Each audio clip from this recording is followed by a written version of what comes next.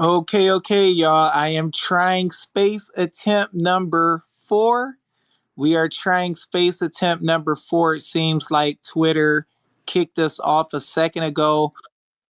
I was trying to invite people on as speakers and co-hosts, and it would not allow me to. It literally blocked me from turning on Twitter spaces at least 3 times before this. One time it would not let me share with people. So it seems like the system is being attacked a little bit. So I made a new space with a different title. Hopefully, we will be allowed to continue. I want everybody to share this if it is possible. I'm trying to give Leah a co host spot. It looks like it's blocking me. Let's see. Leah, are you able to see an invite to speak?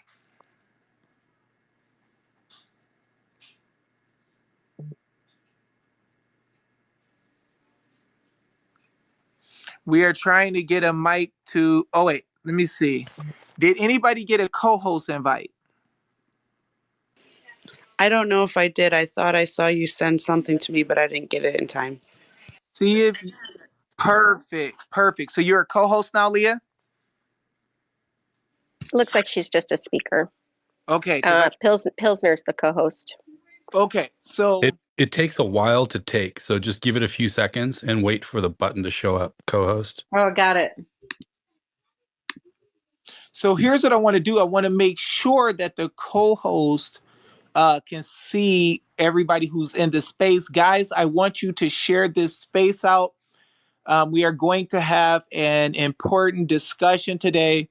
I think in order to be real, we need to open up the doors for the people who have been directly affected to be able to speak. We have one other guest that is on the way. I will try to get her in if I can. I'm sure she's lost with all of the different groups that had to be, spaces that had to be opened over and over and over again while it was killing our spaces. But Leah Cushman, the brilliant and powerful legislator out of New Hampshire, asked that we open the doors for real people who have been affected by work that I have done to come to the floor and speak. I humbly want to thank God for this, as we have been able to see Leah go before other reps, other politicians in front of whole legislative houses and speak the truth about the rights of the people. I believe when you have somebody like Leah, it is a almost a once in a lifetime experience to be able to see someone who will stand on the truth, somebody who will ask the people what is going on, who will look for information and look for it in a way that is legitimate, not attacking the truth, but seeking truth. So I'm going to give the floor to Leah Cushman. I'm going to try um, to get the other woman who is set to come tonight. And then we have Annabella here. Annabella is a PC, a precinct committeeman in Arizona. Who actually came to me kind of like out of nowhere with a situation, and I'll let her explain it, where she had one of the hardest cases in Arizona that happens often with medical kidnapping of children.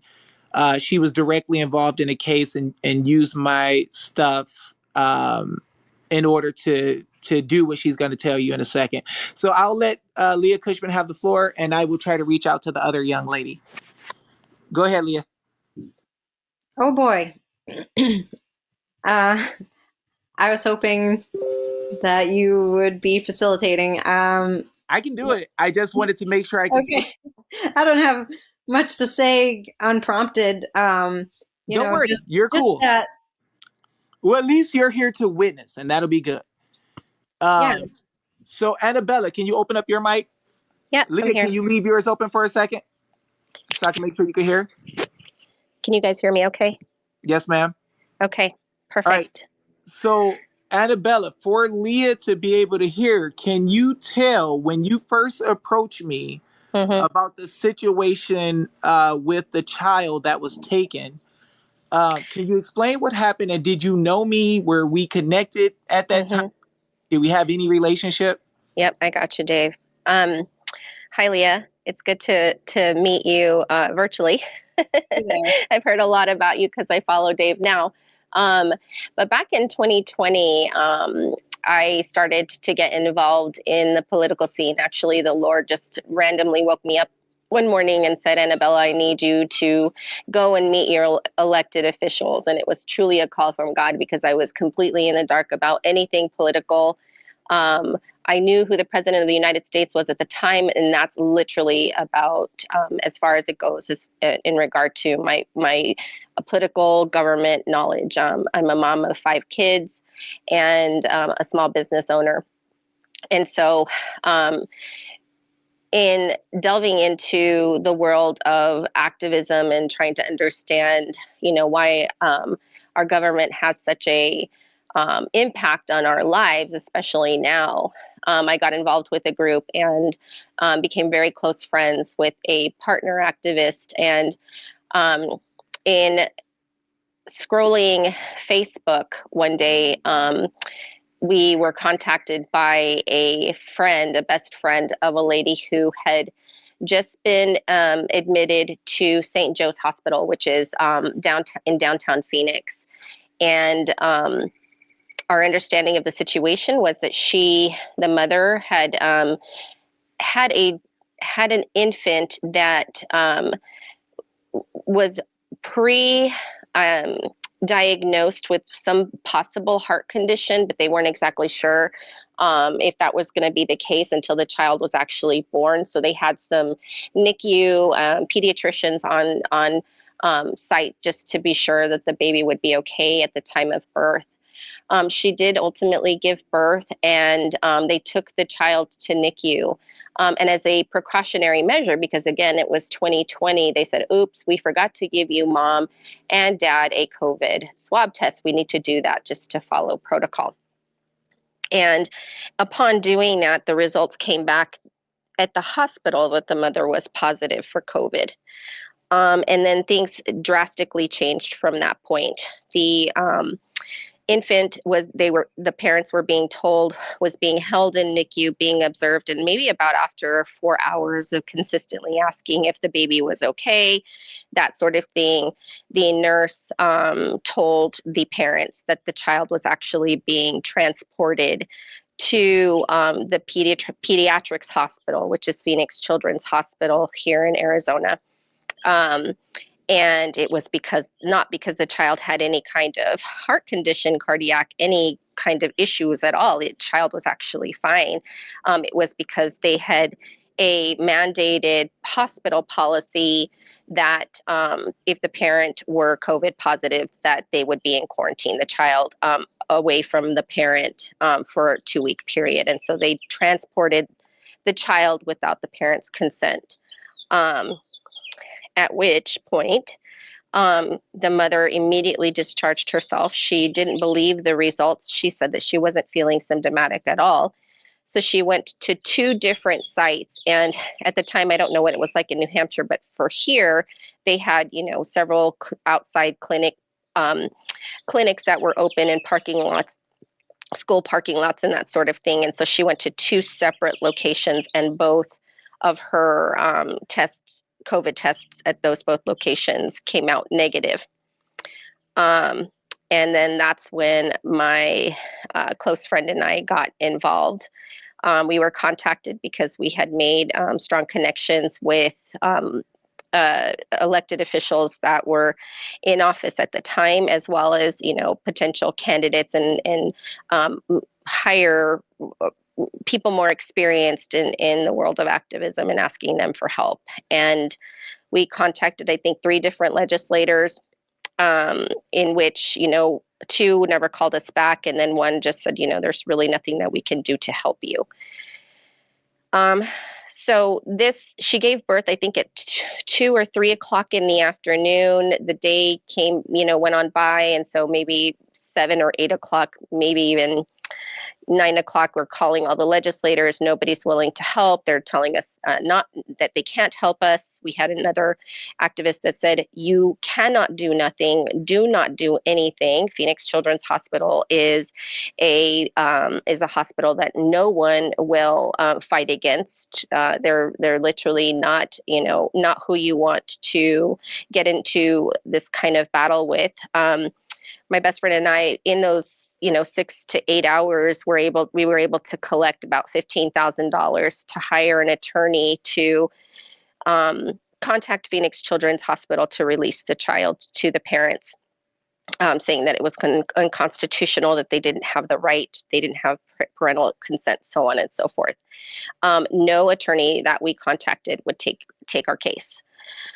Wait, Annabella. So with $15,000 cash, the attorneys, you couldn't find a single attorney to go up against Not Phoenix one Children's attorney that Hospital? we contacted. And this is, Dave, this is not just attorneys that you pick up the phone in the phone book, so to speak. You Google attorneys. That's not how it went down. I mean, you know me, I'm resourceful. And so I contacted people to say, hey, do you know of an attorney that would take a case like this? And in their references and their referrals, none of those attorneys would take our $15,000. Wow.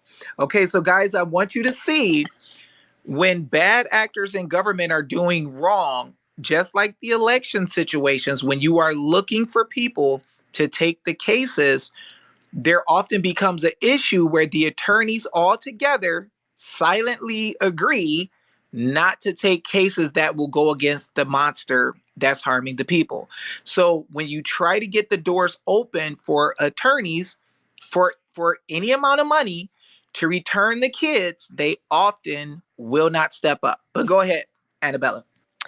And so, as Dave mentioned, I'm a precinct committeeman for the Republican Party, and my close friend Josh Barnett was somebody that Dave was doing some work with at the time, and became familiar, a little familiar, surface familiar about affidavits. And at that point, I said, I mean, I don't know what else to do. We've kind of run out of resources on how to help this woman. And she was completely distraught. The mother was completely distraught. She had just given birth. Her child's been taken away from her. She's hearing horror story after horror story about Phoenix children and medical kidnapping. We've rallied to, raise all of this money. No attorney will take her case. And it was really important for her to be able to nurse her child right away. For the sake of his health. And that's a parental right. And so I ended up calling or texting Dave on Telegram and just saying, Dave, Mayday, Mayday, I need your help. I think I contacted Dave at 10 p.m. It was really late that day. We had been working real on this. quick, did we have any future relationship before this time? We didn't have any kind of contact prior to this event. Gotcha. And you messaged around 10 p.m. and then what happened? I told you what happened. You got upset and angry for the parent and said, okay, well, let me work on this and I will get back to you. And I was honestly expecting it to be the very next day. My best friend and I were working on this all night long, and right at about 2:30, 3 o'clock in the morning, Dave submitted an affidavit for the parent for me. I was literally shocked. I even have goosebumps talking about this right now, Dave, because it was just the love and just being so grateful for your affidavit. So I ended up giving the affidavit to the mother, so the grandmother of the grandchild. Let me ask you, how long was the affidavit? How long the affidavit itself was? Yeah, about how many pages? Oh, gosh, I want to say 2. I don't think it was more than that. Okay.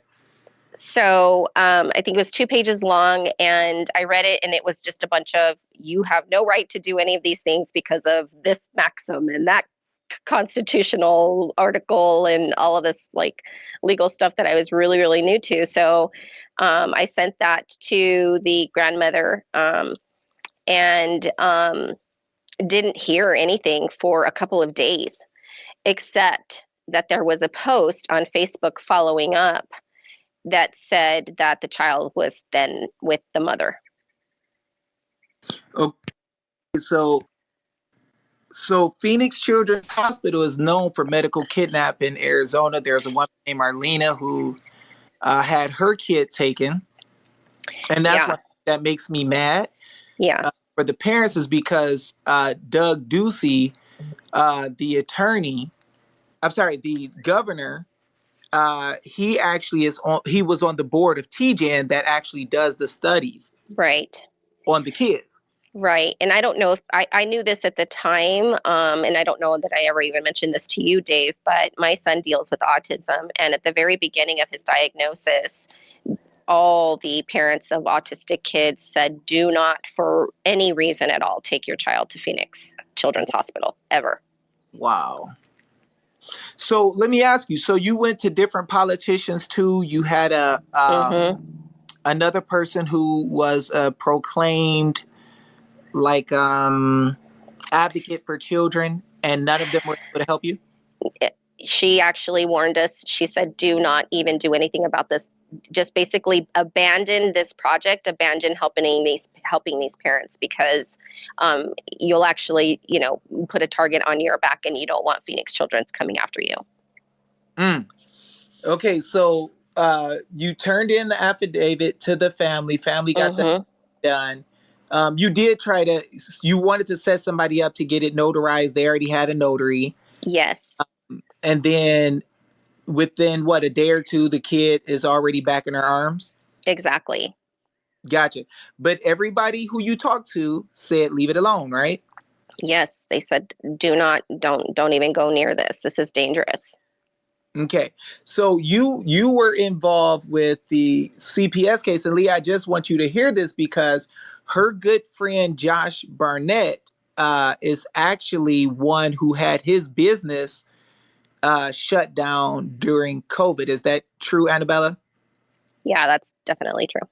Okay. So, did you witness Josh Barnett also have his business open back up in the middle of COVID? And did he not go in front of Facebook with people with no shirts on and tag Doug Ducey saying we're open down? Yeah, and I kind of vaguely remember, again, it was 2020, but I kind of vaguely remember that famous gym, I think it was in New York, Dave, right? New Jersey. In New Jersey, yes. That used the same protocol and was able to successfully open his business. And wasn't he sued and all kinds of stuff? And he was arrested. So oh my gosh, long beard, his name is that's the one. he actually got into a whole bunch of issues with the county and the state because they wanted him to shut down in New Jersey. And it got to the point that he kept ignoring them. Like some attorneys tell us to do, just say no. But that's really stupid, because if you don't have any lawful information for why you are doing what you're doing, other attorneys are telling the government officials to arrest you and take your stuff. So the gentleman, Ian, and his partner, Frank, they kept resisting, didn't give any good lawful arguments. And then Ian and the partner were actually arrested now for keeping their business open. So the same night, or the same night that they were arrested, or the morning. So at 10 o'clock at night, Josh asked me to call them to help them open. What ended up happening was I did the setup for the gentleman at 10 o'clock at night. He took the stuff and he had someone else who was sending it out. And at 6 o'clock in the morning, he got with me too late. At 6 o'clock in the morning or something like that, they broke in and arrested him. A judge had them padlock their doors.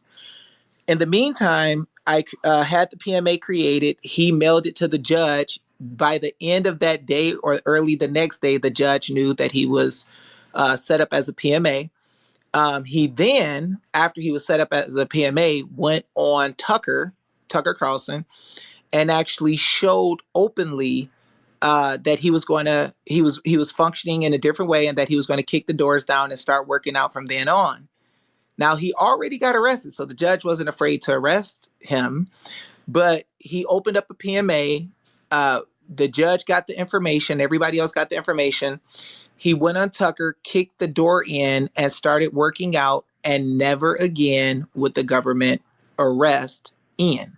So you can see Ian all over online on Facebook and other apps, wide open, just like Josh was, just like Mountainside Fitness was. So this is real life people, y'all. Annabella took part in the situation where this child was saved. As you can see, a lot of people have a lot to say about court documents and stuff like that. First of all, let me help you guys understand something. Legislative tribunals are not courts. So when a CPS entity takes your kids, that's not court.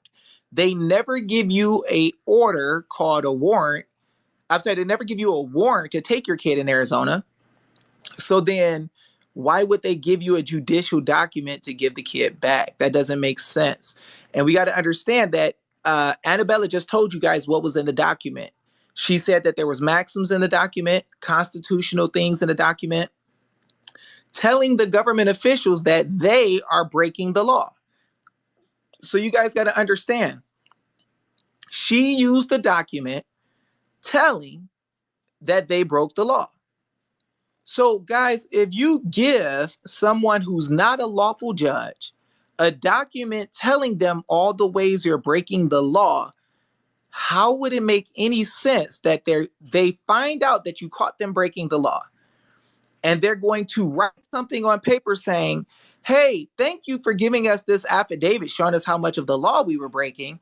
Well, since now that we know we're breaking the law, we're going to go ahead and write an order. And the order is going to say, since you caught us breaking the law, we're giving you your kids back. And I think, just Dave, just to add to the situation, because it was a hospital to parent transaction, like at this point, no law was involved yet, because we They did use get CPS in the hospital though, right?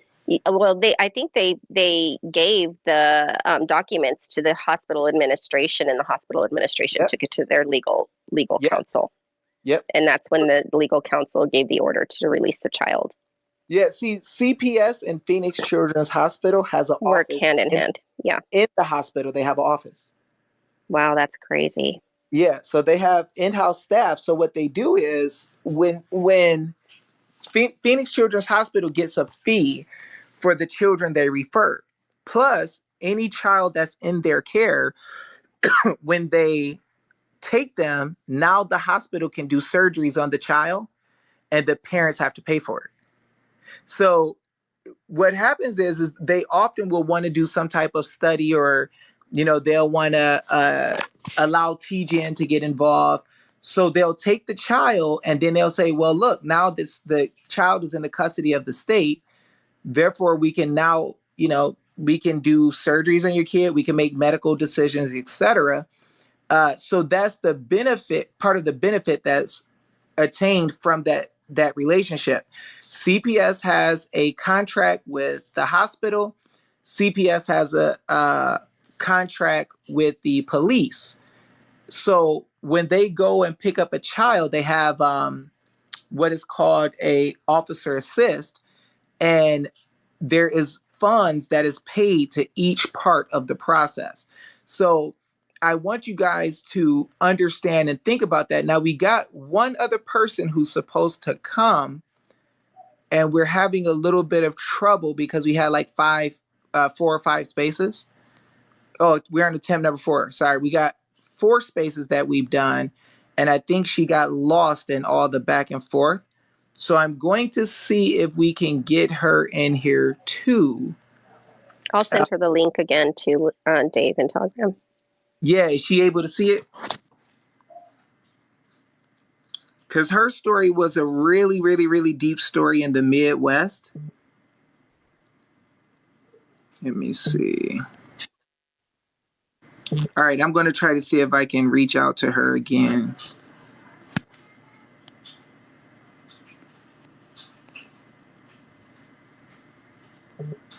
Give me 1 second, guys.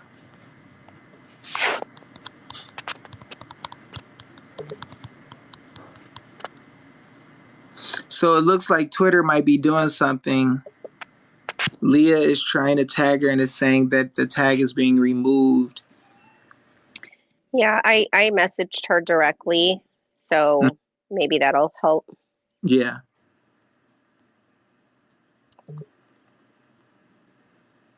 Let me see if I can see anything from her.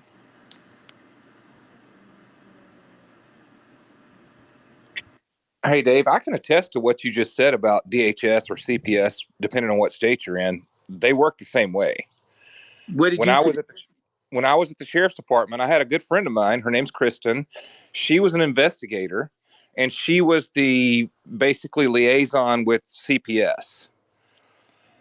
And she had cases where she realized that CPS was blatantly breaking the law, or in our case, DHS for Alabama. It's the same agency. And she actually had to threaten one of the DHS agents with arrest. She said, if you do this, I'm going to arrest you. Wow. Wow. What kind of stuff were they doing? I believe in that case, it was so it wasn't a case where the mother was on drugs or anything like that.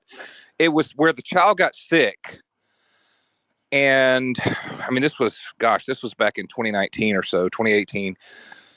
It was a case where the child got sick, and DHS came in and they did all these interviews. And you're talking about the contracts they have with the law enforcement agencies. Yes, sir.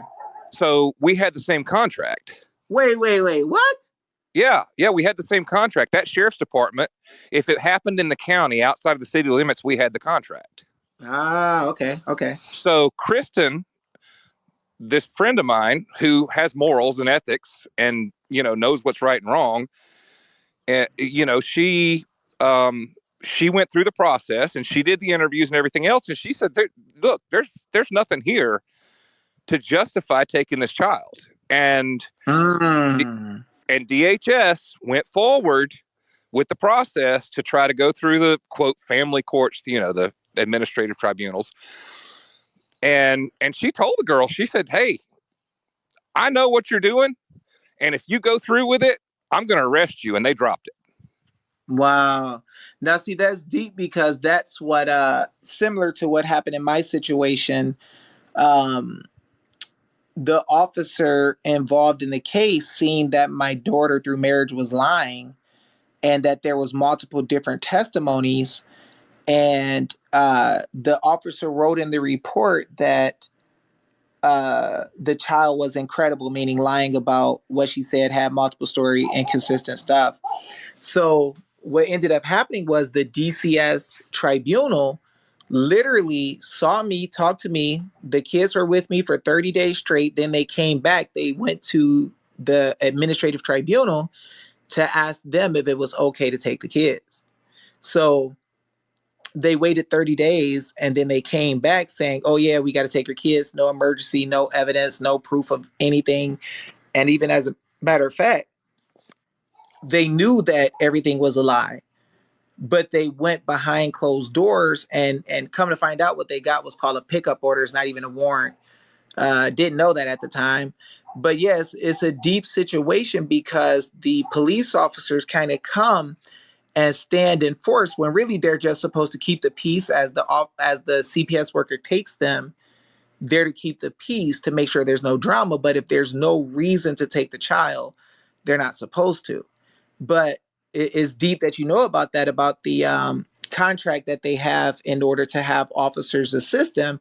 And the thing is, if you were doing your normal work, you would not have to have a contract. You would just go to pick up a kid because something was wrong or arrest a parent. But what's happening is there's fees involved for a partnership in taking children that's not lawful, and it's money on top of the money you already received for your job.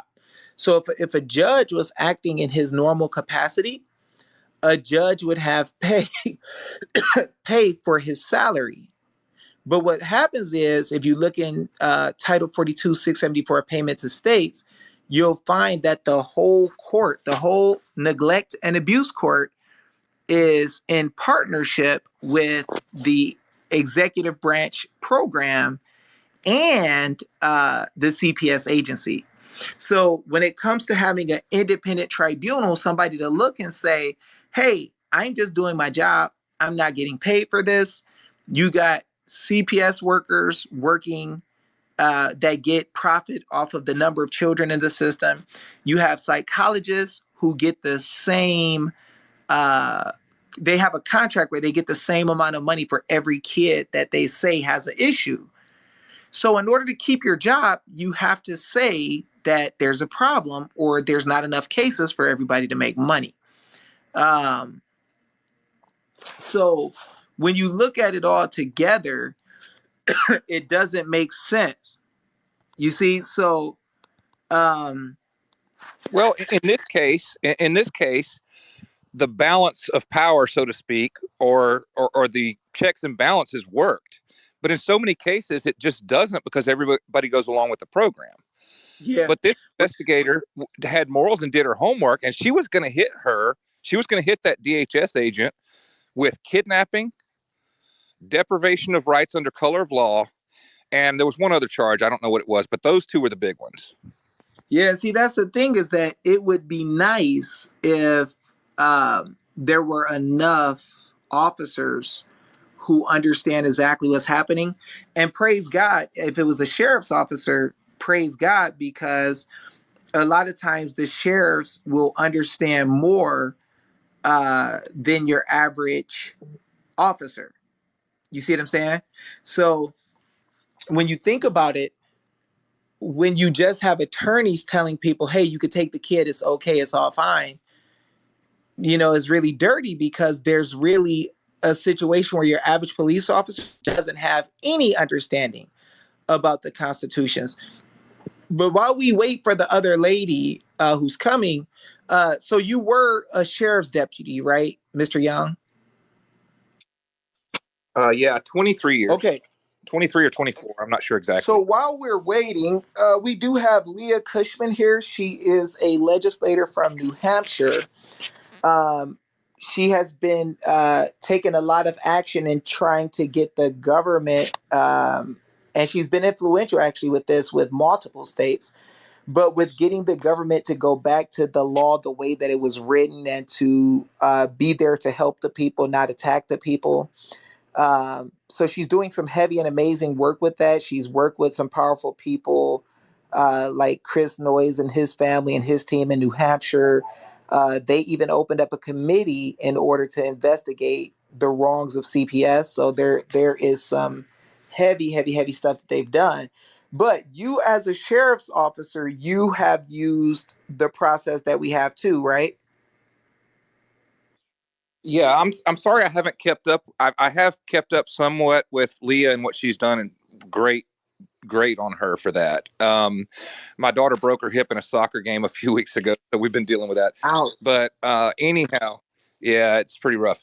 But anyhow, yes, I have been involved in it. Actually, pretty early on for me. What was it, 2 years ago? Yeah, it's been a while. But you actually, I mean, I was finishing up.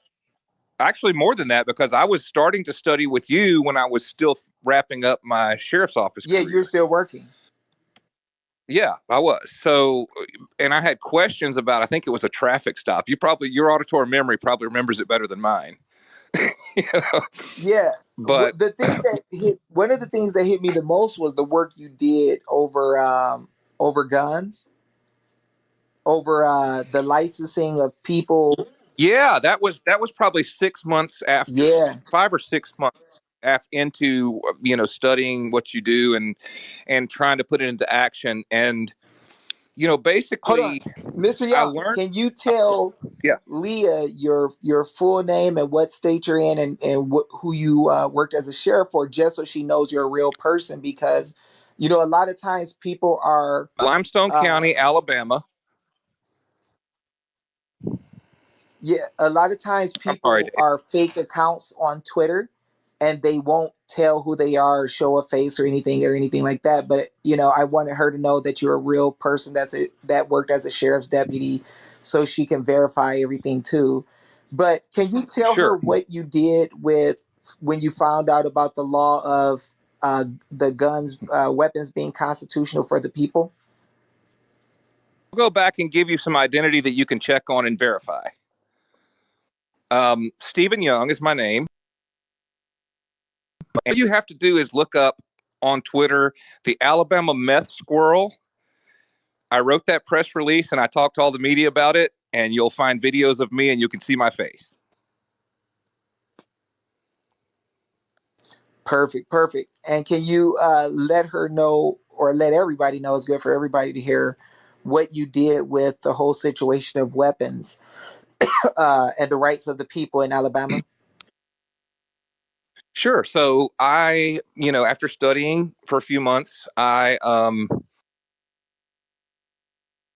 who I did not work for, it was after I left, a notice Your to signal dropped declare. out for a second. I heard after I left and then a notice. Can you go back? Okay.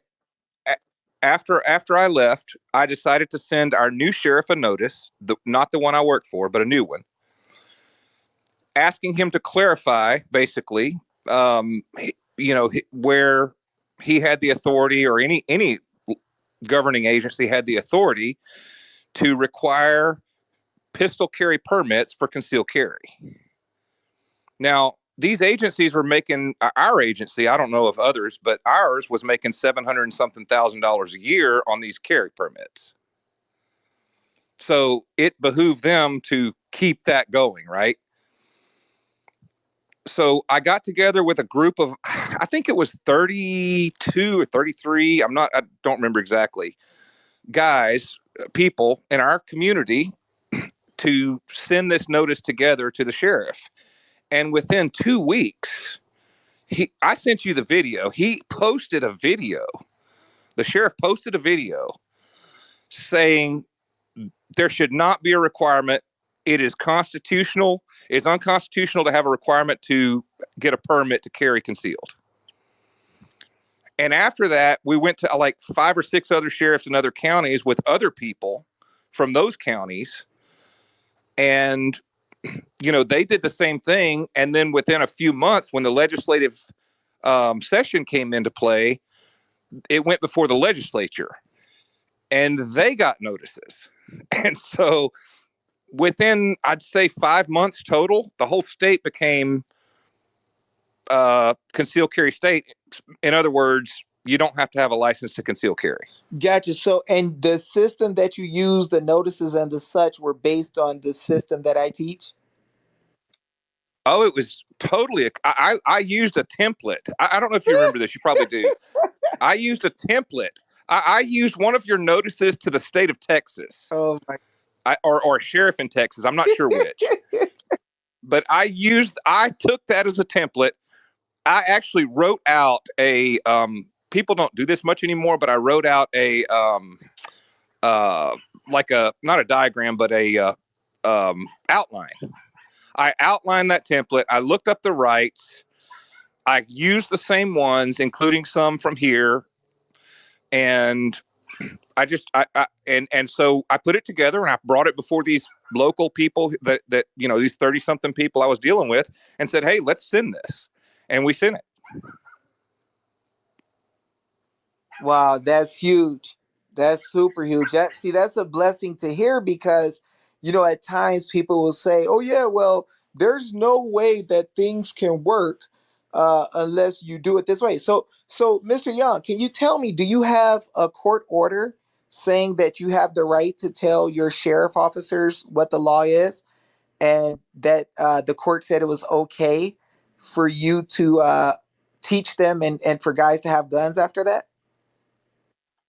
I lost you. I just heard okay for you to teach Yeah. So them. did you have to have a court order that said that the judges said that is that you can go out and use your methods of teaching the real law to the sheriffs so that the sheriffs would be able to get rid of this licensing to carry guns or the legislature?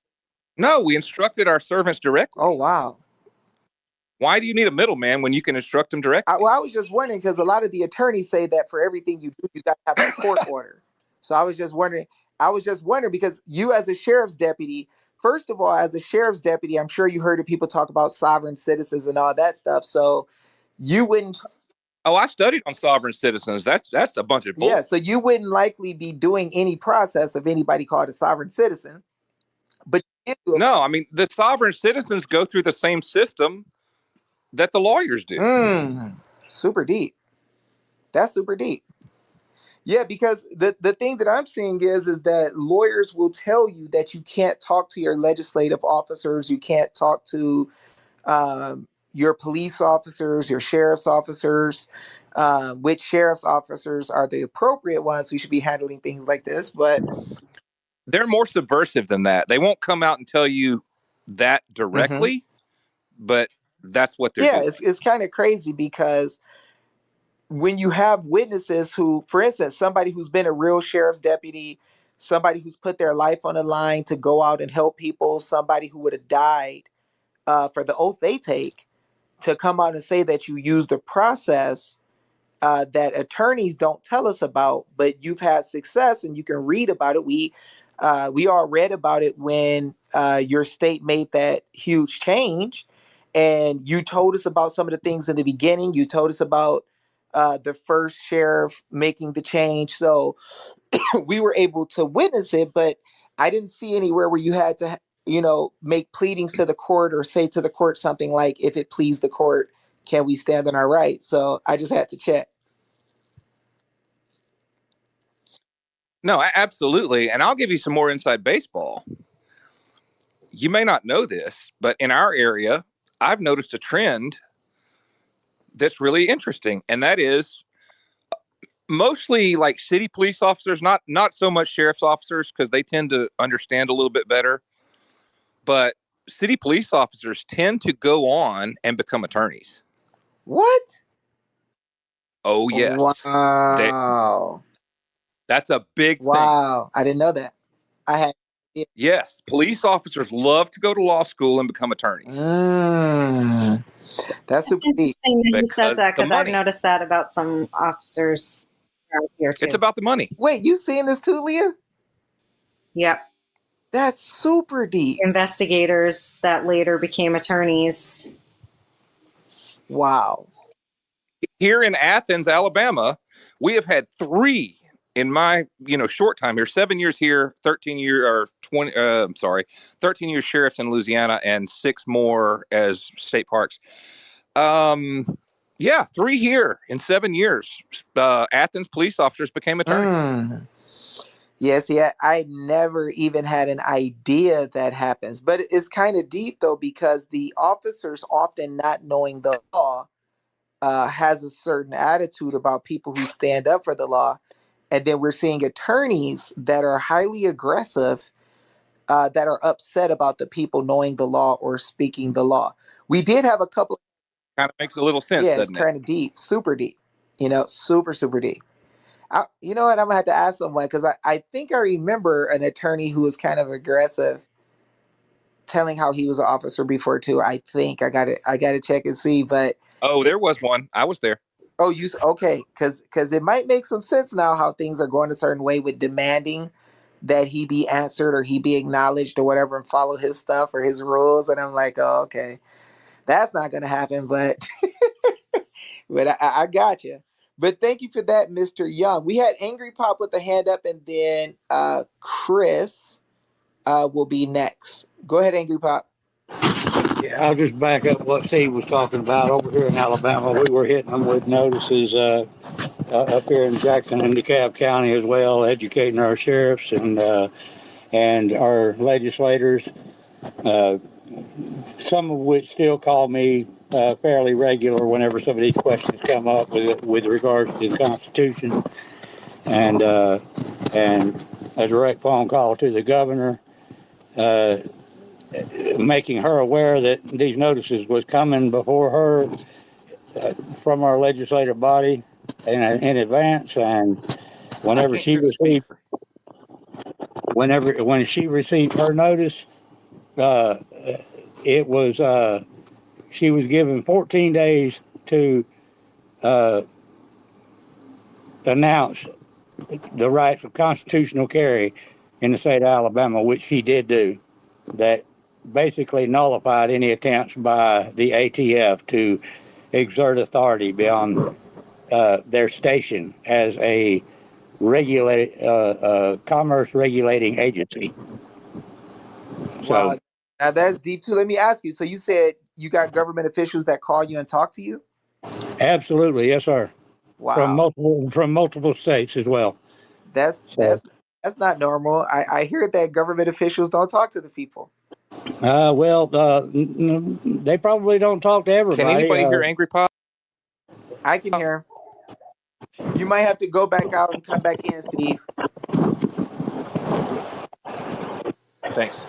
Go ahead. But it's we were simultaneously hitting our sheriffs whenever Steve done the notice to his sheriff in his county with that group of people he had.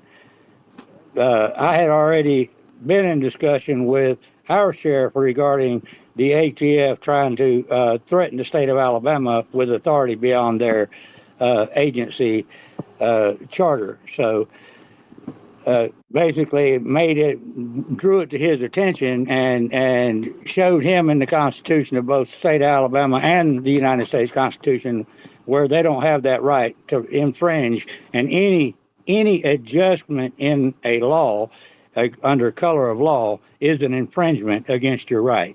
Okay, and the rights come from God Almighty and not from God, and I showed him that and proved it to him, and and that was just in a personal conversation, because I do believe in biblical principles. Take it to the man first, and if he don't listen, then you bring others to witness, and so that's it's.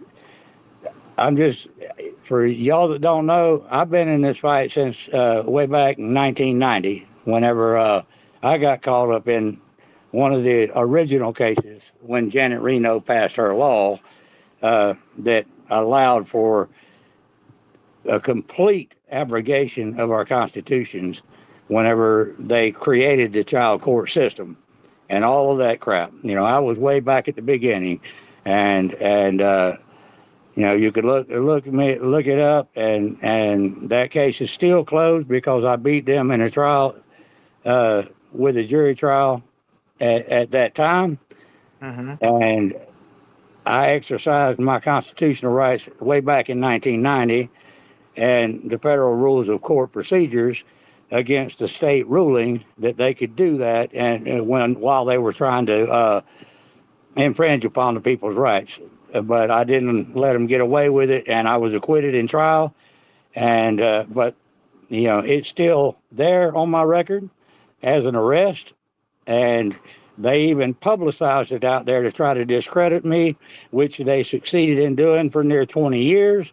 And the whole time I was fighting to have my rights returned to vote because I am a convicted felon, but I'm also a man that served his sentence and his time, and I am a free man under the terms and conditions of the Constitution, and therefore my rights cannot be taken from me without due process of law.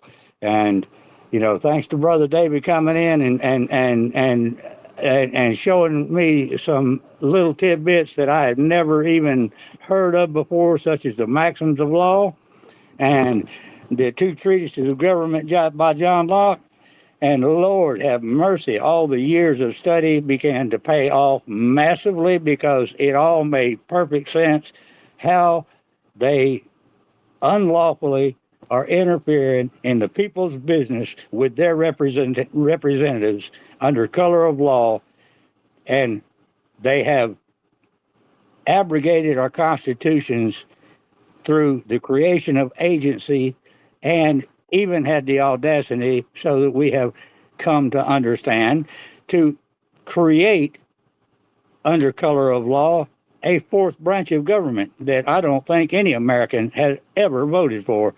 So yeah, we got a big fight on our hands, guys, and we know who our enemy is. It's the same one that hissed in Eve's ear in the garden, and all of his minions.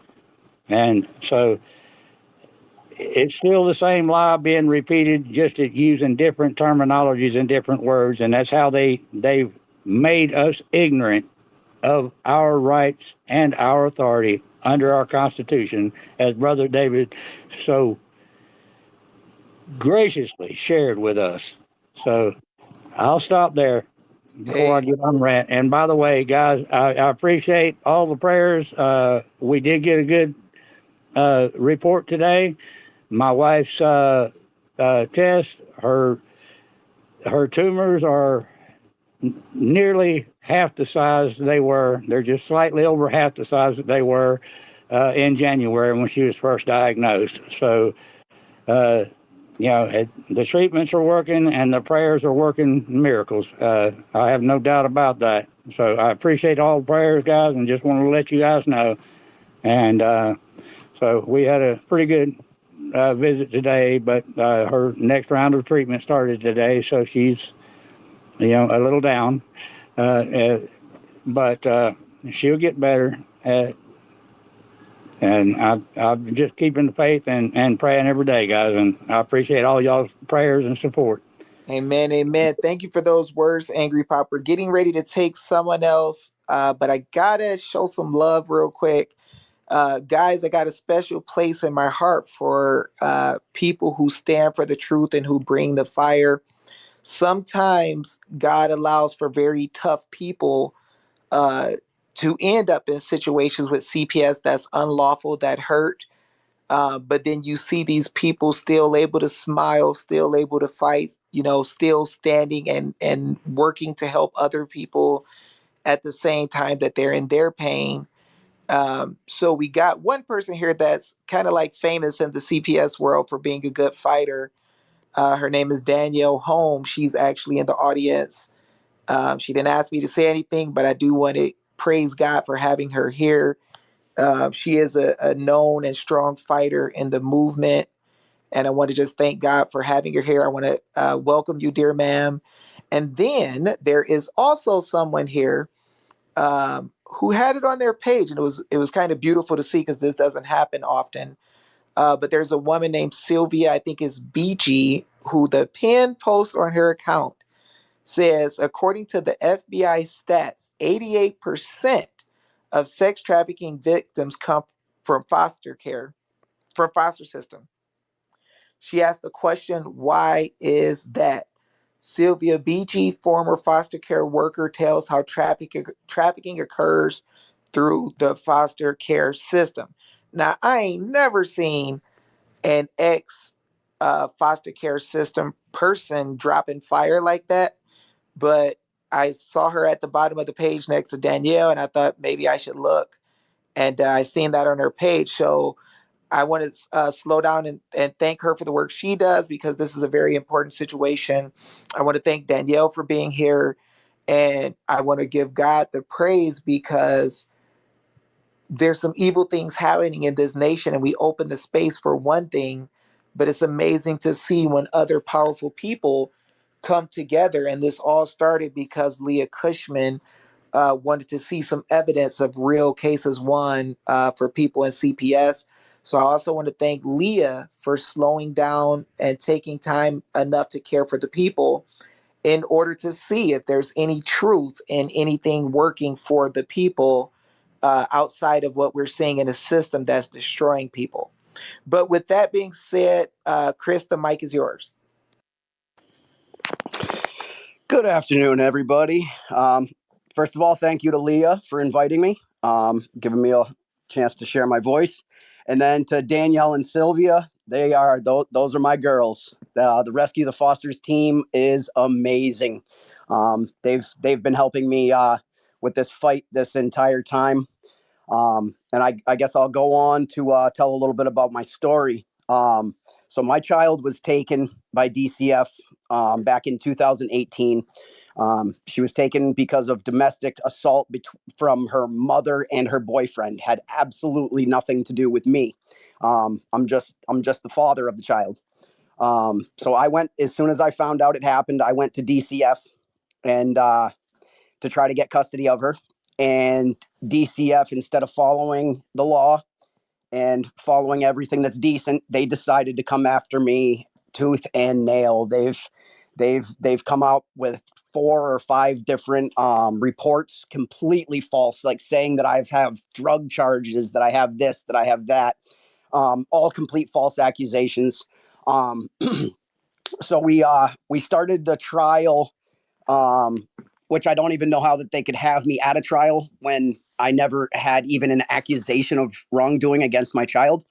Um, so in 21, they started the trial, and I actually the day one of the trial, I presented them with one of your affidavits, David. Um, I used the template, and I custom tailored it to myself, but I used all the case law and everything as my template. The judge was immediately forced to recuse because I was basically uh, saying that she's committing crimes against me for even having me there. Um, so all they did was they put in another judge and they started the trial right back up. So I kept coming at them I kept serving them with more affidavits. And eventually, instead of continuing the trial, they had me arrested for criminal harassment, stalking, and what was it? Illegal wiretapping, because I actually got the social worker on videotape setting me up. She during a visit, she ended the visit and went right to the court and said that I flipped out and I went crazy and disrupted the whole place, and that I needed to have my visitations terminated.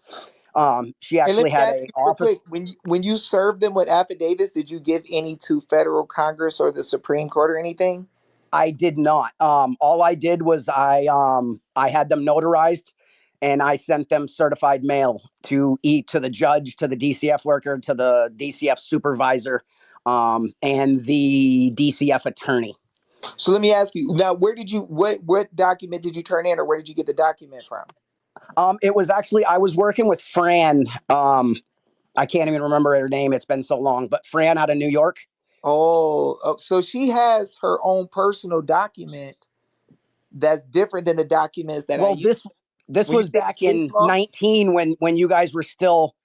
yeah. So she made her own. So when you said the word case law, I kind of thought like, oh, like somebody might have used something else, because in my affidavits is usually constitutions, maxims, fundamental principles.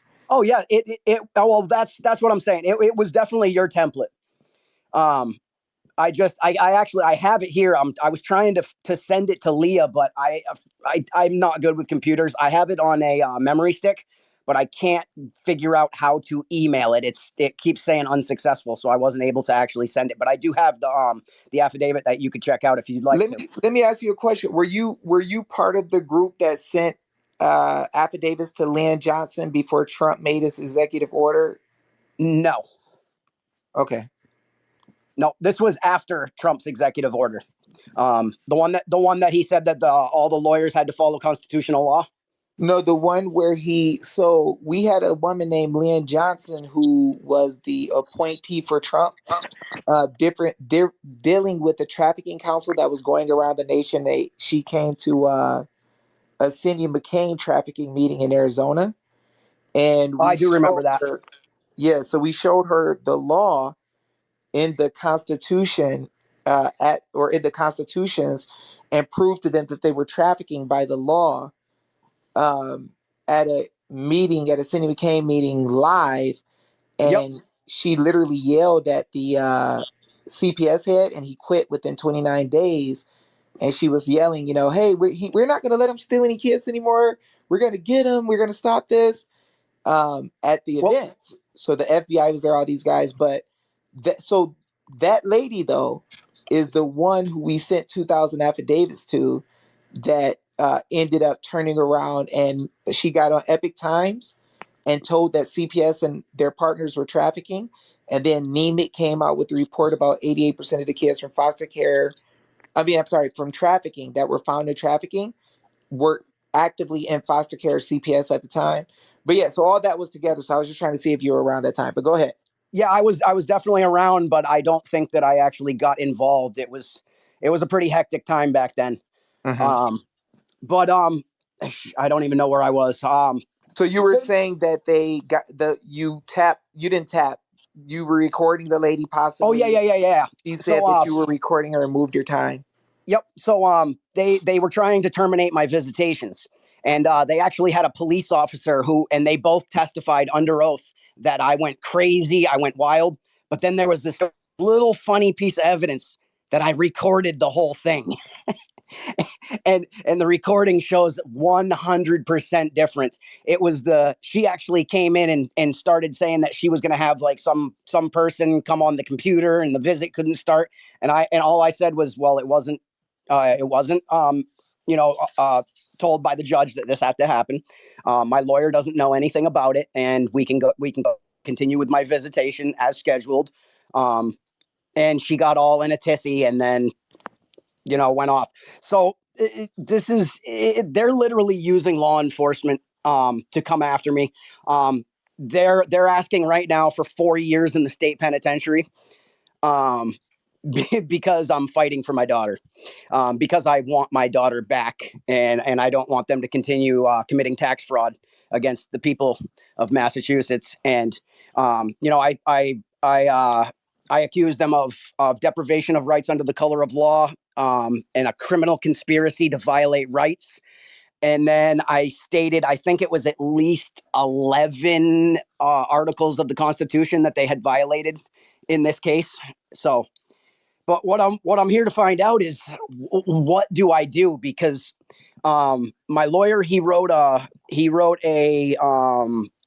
motion to dismiss, um, and this was we presented this about 6 weeks ago. They didn't, or actually, it was more like 8 weeks ago now. They took at least 6 weeks to even respond, and then they shot down the motion to dismiss, even though we cited multiple articles that the DA is just completely violating the law. They actually have no evidence. They suppressed evidence. Um, it's just the deck is completely stacked against me. Right now, I feel that they're trying to rig a jury, because I literally don't even have a trial date, and I was arrested on April 1st of 22. So let me tell you real quick. So one of the things that they like to do is arrest you because it makes it look more like you're a mean person. So what they need Yep. in order to get away, and this is how they've been doing it for years. What they do is to get the benefit of the doubt, they try to make you look crazy. They try to make you look mean. They try to say that you got psychological issues, things.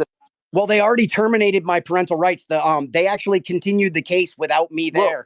let me ask you a question, because I want you to change your speech, because in the Constitution it says that the government has to protect your rights, right? In the state constitution. Oh yeah. So how can they terminate what they swore to protect?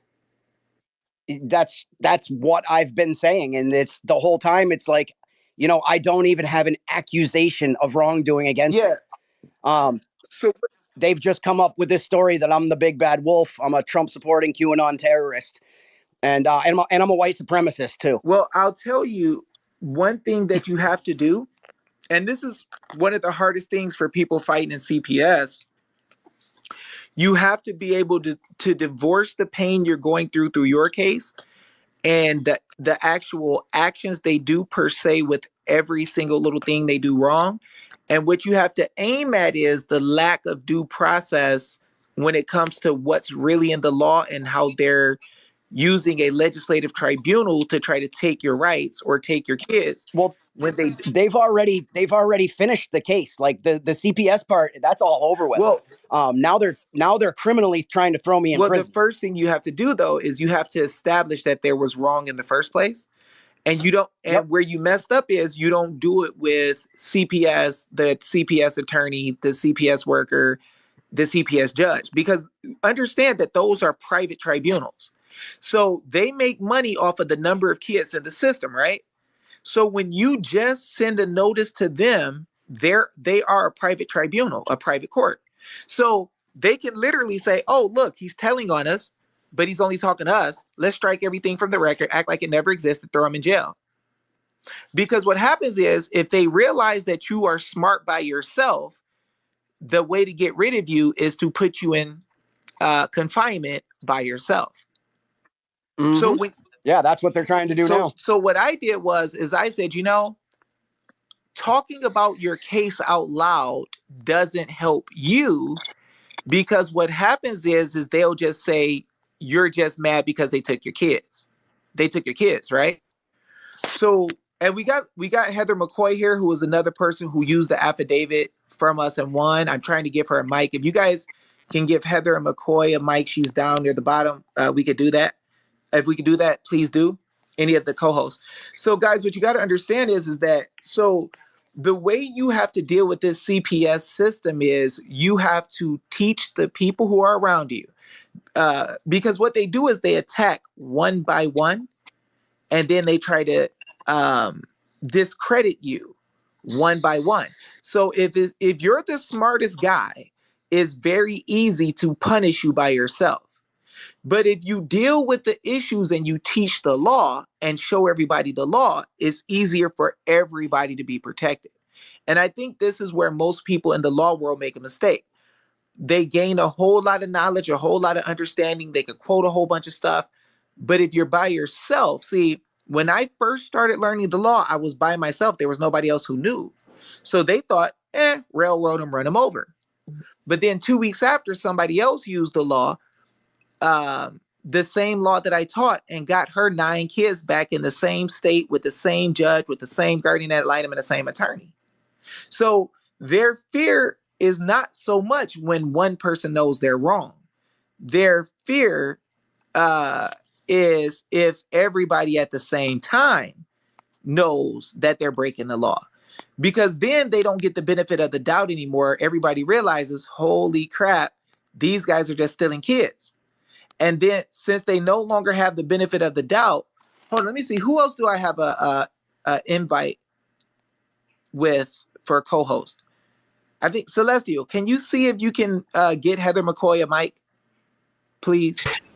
Okay, I'll try to figure that out. Heather McCoy, I'll figure it out. Yep, she's down below. Yeah, no, she's got a mic. It's not showing a mic for her. For me, it's showing no mic at all. If she it doesn't show a mic refreshes for her me. page, when you give her a mic, she refreshes the page, starts again, joins again, it'll clear it up and open it up. That's what I do. Heather, try to see if your mic works for you or if you can make it work. But so the biggest problem we have, and this has been for years, okay, she's a speaker now. A lot of smart people will fight and they get attacked alone. You have to change the way you do things and work together with others and get them to send notice with you.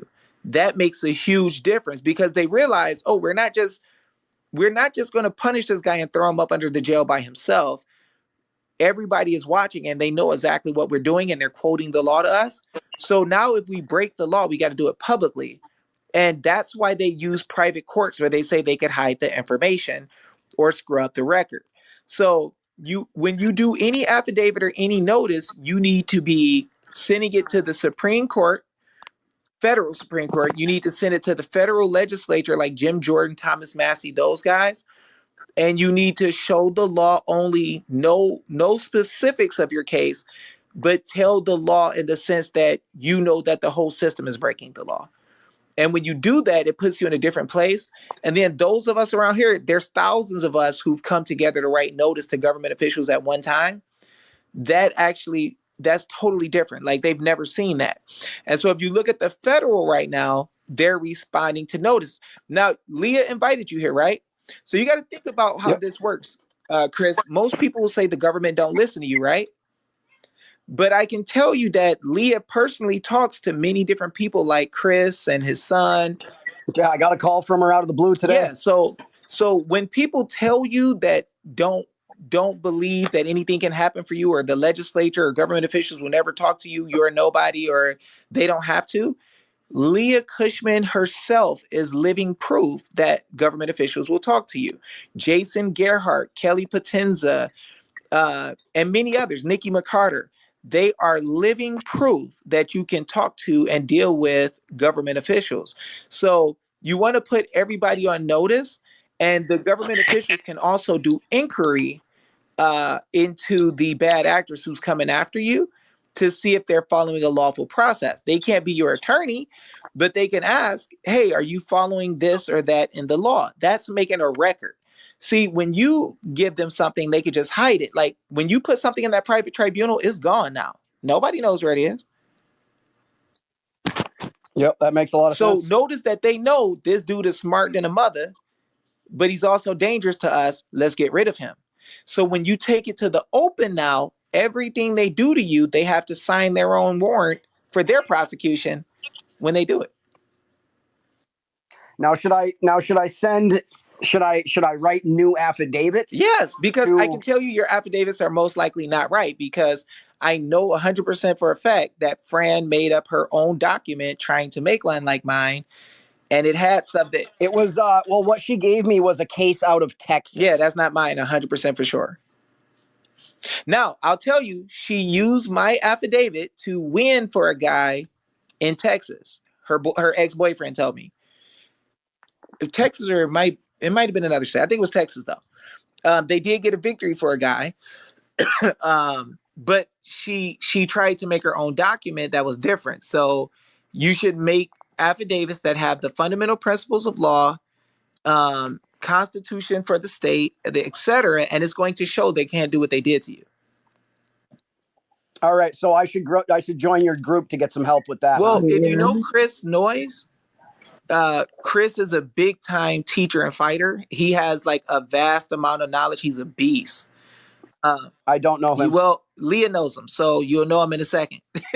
Right? All right, cool. But he's a bad mamma jamma, and he knows how to reach me. So anything that he can't tell you out of the back of his mind in seconds, and I'm gonna just tell you, he's one of the most nasty monsters I've ever seen with a Constitution from New Hampshire. He slings that thing like a chef knife. I mean, he's a monster. So he'll be able to school you in everything they're doing wrong in the law without even having to think about it. And Leah's a bad mamma jamma too. If you talk to Leah, whew, she's scary with the law. Literally scary with, and I'm not even trying to be funny. She is a monster with the law. All right, so I'll connect back with Leah, and we'll try to set up some time to be able to talk to what'd you say his name was? Chris Noyes? Yep. And he's from right here in New Hampshire? Sir. Yep. All right, because my case is out of Massachusetts. I live in New Hampshire. It don't matter. He's a big. Yeah, Hello, David. They've actually had me on a GPS monitor to keep me out of Massachusetts for the past 2 years. Well, don't worry about it. Let's get together and hook up. We got one of the other guests on that was supposed to tell her story. She actually won her kids back using our method. So it'd be good for you to hear her too. But thank you for that, Chris. And make sure you get with Leah and Chris and let me know how it works out. And awesome. Thank you. You'll be covered. Heather, how you living? I'm good. Sorry about the technical difficulties I was having.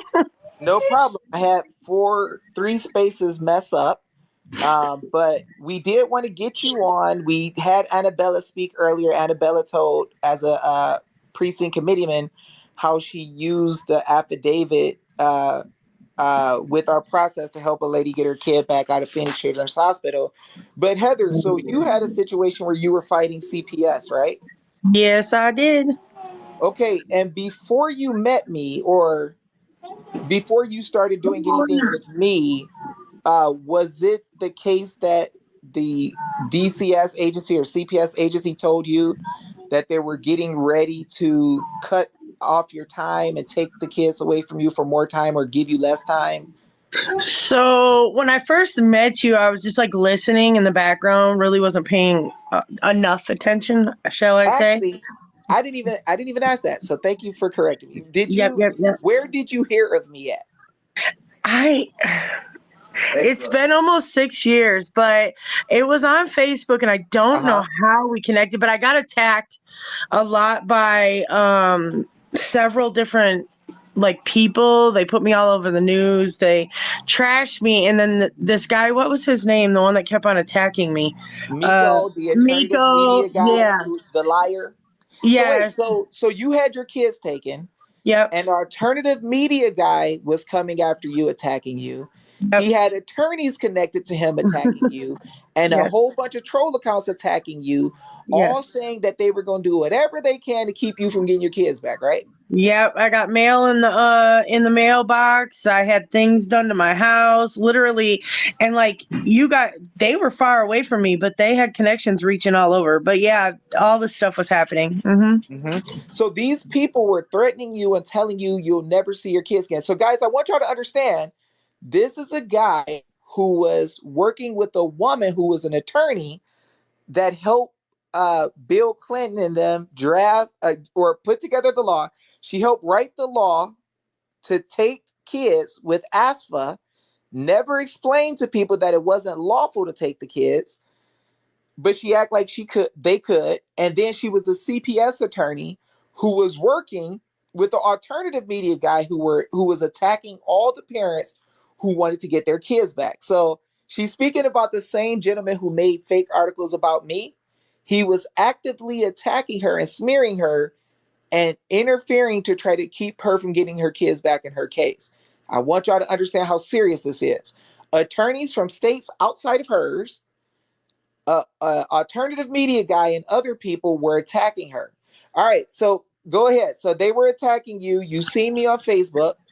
Yep, and I just kind of started listening first, and it was because I believe in things that most people that don't even understand, such as our children being, bank accounts, all this other stuff. So I was just like listening to a whole bunch of stuff, and I already had known that CPS was known for sex trafficking and all kinds of different things. So I had been kidnapping, kidnapping, making money off of our children, and how they're getting more money for kids that have disabilities or and mixed kids and kids that are more well behaved than, like, say, the kids that get siphoned through, like, they lost their parents, or that they started out in foster care, like kids that they can make more money off of. So I started to dig, and I started to watch you and listen to everything you were saying, and at this point, CPS couldn't come up with anything that the original judge would even listen to them on, but he ended up. It's such a complicated situation. So the first judge actually granted me custody of a different child that was my nephew in a previous marriage. He actually gave me custody of him under kinship care, but I had divorced, got remarried. He didn't know my last name. And then he took my kids without them even investigating and snatched my kids out of my home and literally had never been in my home. So I'm like, whoa, what the heck is going on? And I feel still to this day it started because I started standing against the police in my neighborhoods and the schools and stuff. I was going through a lot in the neighborhoods. I worked at a pantry at the battered women's shelter. I was very well known. I did stop the violence events, all that kind of stuff, and they didn't like me talking. And then I listened to you, and at this point, my kids so that judge left, and we got a new judge, and now this judge sounded like he was like on our side, but it was weird because time just kept ticking, and they kept on bringing up different stuff that didn't make sense, that none of it actually made sense. But he just kept saying, well, where's your proof? Where's your burden of proof? I'm like, well, I want to know, how come I can't know who made these allegations against me? You guys just can snatch my kids. Anyway, time goes on. So you were having a case. You couldn't Yep. tell who was making accusations. You couldn't go against anybody, but they had your kids. Yes. Wow. Okay. Yeah, and mind you, my kids, when they left, they were in the public eye. Everybody knew my kids were fine. We had events. They seen my kids all the time. All the stuff that they were trying to allegate against was easily proven just looking at my Facebook or my husband's Facebook or my family's Facebook. Like, they were trying to say they weren't getting fed. I worked at a pantry, for God's sakes. There was plenty of food, all this kind of stuff. So basically, I just kept asking all these questions, like, how can you make these accusations? And I have video proof. I have doctor's proof. I have all this stuff. Why? And now at this point, it's been maybe 6-7 months that they had my kids, and they were doing visits in my home and everything, but saying that my home wasn't safe. And And I questioned that too. And the CASA worker kept standing up for us saying, this family's tight. Like the kids love them. It's clear that they have a good bond. Like they were trying to advocate for us and no one would listen. It was almost like, oh crap, I got caught. You know, I know, I'm going to tell him that. My husband's talking in the background, talking about the CASA worker. Ended up, they slowly stopped giving him cases because he was taking up for us. And he Whoa, ended whoa, up, whoa, whoa, whoa, whoa, whoa, yeah, whoa, whoa. Hold on now. Wait, we gotta get yeah, that out there. That's super important. So you had a CASA worker, which is a court appointed special advocate, yep, and the CASA worker was taking up for you and actually saying that you were good, and then they start yeah, taking his cases away. yes, yeah. And like we actually became fairly close with him. He took, and mind you, not all my kids were in foster care. I had some still at home. And the ones that were, they took the littler kids, the littler mixed kids. My older kids were still at home. And so when Whoa, Chris, whoa, hold on now, hold on. yeah, So they let you keep some of your kids, but the younger mixed kids that are probably more adoptable, yes, they kept them. yes. Holy moly. Yes. Yes. And then they were forcing me to sign papers. If I didn't sign them, I was being neglectful. But like they were trying to force me to do shots I didn't agree with. And if I didn't, then I was being neglectful and trying to act like I'd be medically neglectful to them. I was a homeschooling parent and they wanted my kids in public school. When they tried to force the fact that quote unquote I wasn't teaching my kids, they went back into public school and got straight A's. They were actually on the honor roll, some of them. Uh, so they couldn't even fight their own bullcrap, basically. Um, and then the CASA worker, like he would come and pick up my boys that weren't even in the system and go take them to the apple orchard and all kind of stuff. He went to the courts and he said, listen, these parents aren't trying to hide nothing. These parents have let me pick up their other kids that are not even required to be seen by me. And they come out freely talk. They go by themselves. If they were hiding something or they were lying about something, like he was telling them this and they were trying to shut him up. So at the end Wow. of it, this is about, I would say, 8 months into it. They told me that they were going to lessen our time of visitation because it was too hard on them, 4 boys, to coordinate visitation at the same time and blah, blah, blah, blah, blah. They were making up all these excuses why they wanted to have less visitation. Mind you, we were seeing them weekly at this point. And they were, like I said, visiting in my house. We were going to parks. We were doing all kind of stuff. I would bring them stuff. Like I'd buy a whole bunch of stuff for them. Just to give an example, I got these blankets and we hugged the blankets in front of them and said they're hug blankets. If you miss mommy and daddy, just hug the blankets. And then they had these little wind up toys. They conveniently lost all of them while they were in Wow. foster care. Wow. And yeah, like the other kids in foster care broke their toys. It was just a really sad situation. And they'd have to talk to us over the phone. And my one son would just be like, I want to come home. I want to go. You know, he'd just keep crying and crying and crying for like an hour straight. We recorded it all. Like they just wanted to come home. And the foster Let me ask you parents, real quick. Were your children safe in foster care? no, they were not. They actually got, my one son dealt with sexual abuse. 2 of my other kids were physically harmed in foster care. They were threatened with guns in the one home, and we even sent an investigator over there, and they had guns in the home.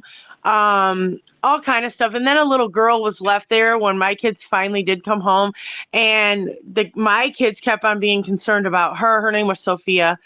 And she was left in the home where they were physically being abused. Wow. And CPS told me that there was no reason for me to make a complaint against them because my kids were coming home to a safe environment that would stop the problem. Wow. Wow. Yeah. Wow. Wow. So So, let me ask you, when they told you that you were going to be able, you're not going to be able to see your kids as much, that was about the time that we got together and started talking. yep. And you told me that. I kind of got pissed off. And then Yep. I saw people attacking you, and that made me even more mad. Mhm. And what did I tell you to do? Well, before you even said anything, you had been putting out like I could download some of the other affidavits. Mhm. And I had already downloaded the 90-page one and did my changes on there that I was supposed to, and had it actually every time I went to court. And I kept like, how do I do this? Or how do I fire my lawyer and command and stand on my own and do myself sue jury? Wait, you had a And lawyer. You had a lawyer. yeah. Was your lawyer helping you to get the kids back? And your lawyer happened to be a lawyer and a judge, right? Yes, actually, I will say that because she wanted to look good, it felt like she was helping me, but I feel like she was like procrastinating and not doing enough. Like, I felt like I had more fire under me. Obviously, as a mom, I would, Hmm. but as a lawyer and a judge at that, and her saying to me specifically that she could see that there was wrongdoings, why didn't she push it further or harder? You know what I mean? Yeah, Um, definitely. and my husband's lawyer, which was crazy to me too. Like we both had to have separate lawyers, separate everything. They actually had convinced my husband at one point that if we separated, he could get the kids back faster. Because I had a previous husband that was abusive, but it wasn't me; it was on him. And so they tried to like play that against us. Trinity, hold on. Sorry, guys. No problem. That's the good noise. Yes, it's definitely a good noise. If they get kind of ring-bunctious periodically. But anyway, they did a whole bunch of different tricks on how they could play our family. And Yeah. anyway, I ended up talking to you, and I had the 90-page, and then you had told me about the other affidavit. I think it's like 2 pages or something. Yep. I went into court, and this was, I believe, a Thursday or Friday before. I think we had court on Friday. I can't remember. This has been a Let long me time, tell you, guys. the other David is the one that gave the long affidavit. I'm the one that Yes. gave it too. Yes. Um, so it was like they kept on badgering me almost. I felt like I was like gonna go crazy. And so I just was like, listen, I got these affidavits and I'm about to turn them in. I don't know what else to do. Y'all are crazy. So I showed them to my lawyer judge. And she's like, well, why are you going to do that? I was like, well, because nobody cares. Like, my kids are being abused. Like, you're tearing our whole family apart. And literally, like, by that next Monday, my husband had an offer on the table, and then I did at the same time. His lawyer called him, and my lawyer called me literally at the same time. And they said, after I had the affidavit, that CPS is asking for a consent decree. Don't ask me nothing else. So look, Asking for, so yes, you were trying to tell the attorney judge uh what was going on and that you're gonna let the truth come out with the law, and she kind of yes, was like, girl, shut up, right, at yes, first. And then you pretty said, much. nope, I got the affidavits right here, Yep. and you showed it to her. She started reading, and did she not say, hey, I gotta go? Yes, and she actually, I don't even remember, but I think she actually took the affidavit or a copy of Yeah, it. she took it with her. Yeah, She took the so, 2-page affidavit with her, and then they called you back. Or called your yep, husband. They yep, called your husband through his attorney yep, and said, Jeff we don't hardly Livingston. ever do this. We don't do this a lot, but we want to do a consent decree where you promise if we give you the kids back, you won't sue us. Yep. And at this point, I had already talked to civil lawyers, by the way, Mm-hmm. because we had bodily threat put on us. We were all over the news. My son got jumped at school. He ended up getting criminal things put against him at age like I think he was 15, 14, for protecting himself because he like threw one of the kids, because there was 3 kids that tried to fight him, off of him, and it broke his wrist. But that same kid that broke his wrist, he actually hit the security guard. And so he got arrested. My son did too, but it was all because he was trying to protect himself. It was all on video. Mm-hmm. So like we went through a lot. We lost a lot. We went through a lot, and we're still going through things now. Let me Because in I was going to ask you one thing real quick. So when Yep. you said, so do you remember, because I remember the story, I got a good auditory memory. Do you remember what I said to you? Because it was at the weekend. I think it was a Thursday or it was Friday. And you just got done. I just remember because I was scared. I was like, even though it made sense to me, like everything that I learned made Uh-huh. sense to me, I was scared. But you were like, you got to just do it. No, you were scared. Your husband was nervous, Yep. remember? Yep. And remember they called you back and they said, listen, if you sign a consent decree with us, you won't sue us. We'll give you we'll return your kids. Do you remember Yep. what I told you to go tell back to them? I don't remember, but if you said it, I'd remember. Do you remember me saying, what about you return my kids and I don't put you in prison for life? Yeah, yes, you did say that. Yeah, because I You was did kind of say that. upset, right? Yes, you were really mad. Get in the house. Yeah, you did tell me that, and I was scared to death. Because at this point, I'm like, I have my kids dangling over my head. Like, I just want my babies back, I had never spent a day without my kids. Like, the most I ever was away from my kids is when I went in to have another baby. Like, I never was away. One of us was always with them. And then, this is another thing, and I want to encourage other people as well. Like, because I don't know what most people know, but CPS is separate from criminal. And when they did all this stuff to me, they pressed charges on me, and I was scared to go to trial. David told me the whole time, go to trial. They don't have nothing against you. They have nothing. And I was like scared. Like, all you see is these people going to prison for stuff they didn't do, and stuff happening to them or happening to their kids or whatever the case may be. I was scared. I took a plea bargain. Hold on a moment. Now, guys, I want you guys to hear. She actually showed stuff to the attorney. The attorney left, went and told the other attorney. The other attorney called back her husband's attorney and said, we want to do a consent decree. Let's just go ahead and give the kids back. Now, notice, guys, with a consent decree, often they tell you, we'll give you the kids back. You can have them back. They'll be back in your house. We'll be done. You just can't go around telling everybody what we did or showing evidence against us, right? I told her to tell them, return my kids and I won't put you in prison. And guys, I was 100% dead set on making a record to put them in prison. And a lot of people are going to go to prison. Believe me when I tell you, people don't realize I set traps in all these cases for bad government actors who did wrong. I kept evidence of everything, had people keep evidence of everything. People going to go to prison. Heavy with that? Okay, so we got to tell them. So when they told you about the consent decree, you guys did it, right? Yeah, we did it. And what happened? My kids came home. Your kids. So how many kids did you get back? 4 children. Okay. You got your 4 kids back. Now, the only thing you did different is the affidavit, right? Yep. The only thing I did different was affidavit, and I had to have a stern talk with my husband. This is the one thing I will tell everybody. If you act like you're low and you don't know what's going on and you don't do the research, they are going to walk over you. They are going to pummel you. They will do everything. They'll make you think you're crazy. Because they did my husband. My husband was bowing down. Like I was getting so mad at my husband, I was about to leave him because I was like, how can you not fight for your kids? But he was scared. He was scared. And I'm not even going to throw this in here, but I am going to throw it. My husband's black, I'm white. We had to deal with that situation as well. On top of it all, in Rock County, where KKK members, and mind you, they came after us too. So we went through a lot of other stuff besides just the CPS part.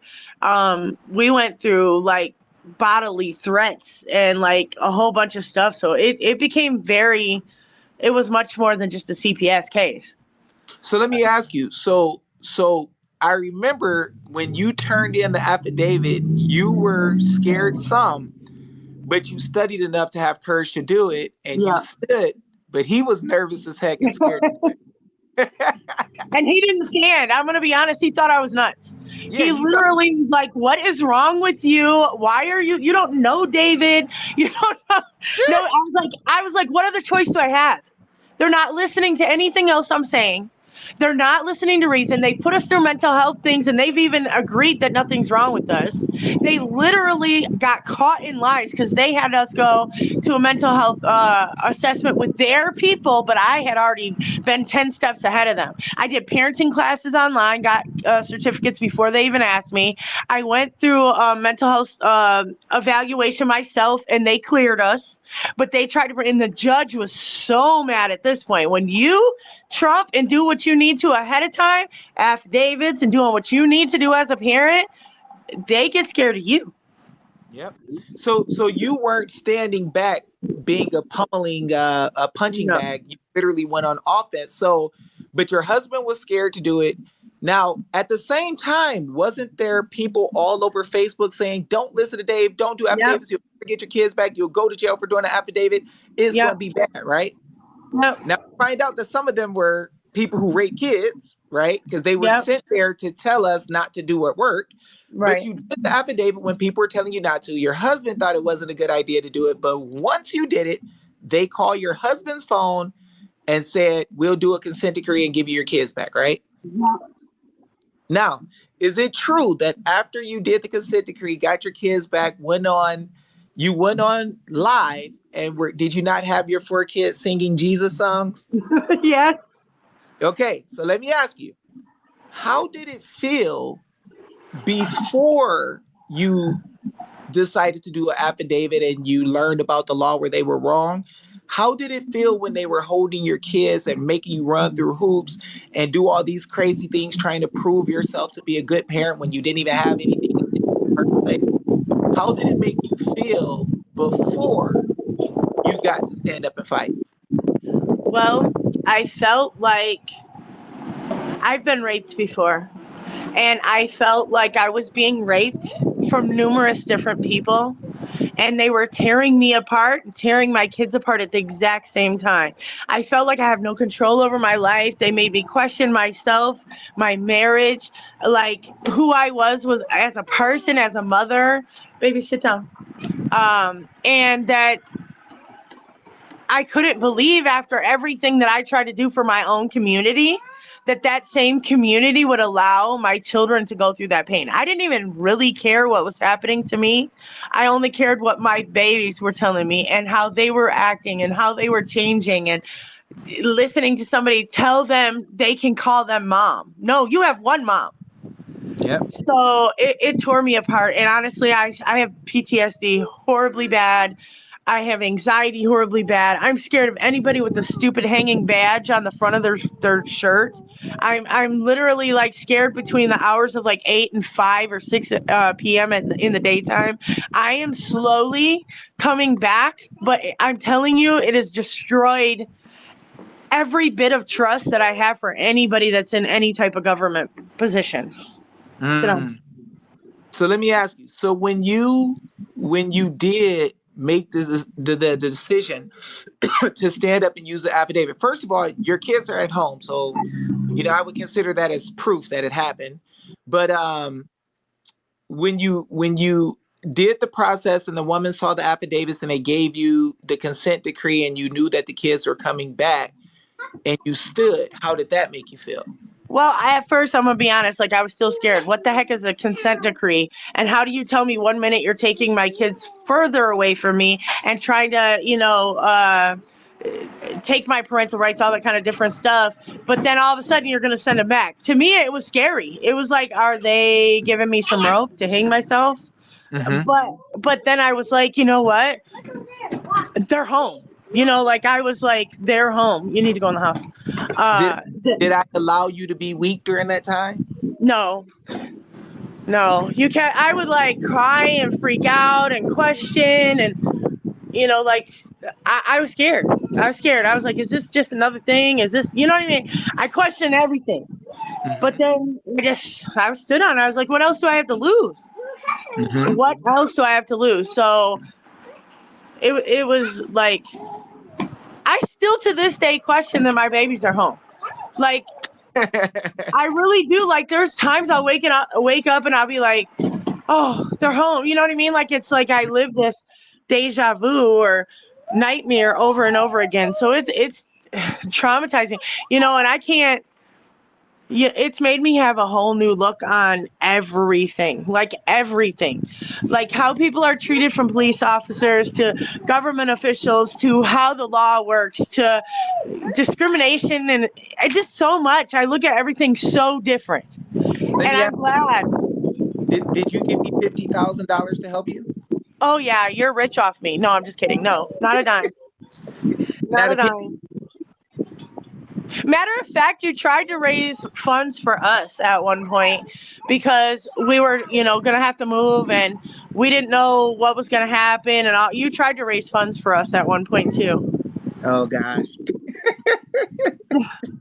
Now it's funny because I would say you're supposed to hide that, but the people on here know that that I'm big for giving money to people who are in CPS fights, buying people cars and all types of stuff. I'm not Yeah. saying this because there's any glory to me. There's glory to God, really, because Right. I And know what you it's said like. that too. Say it again.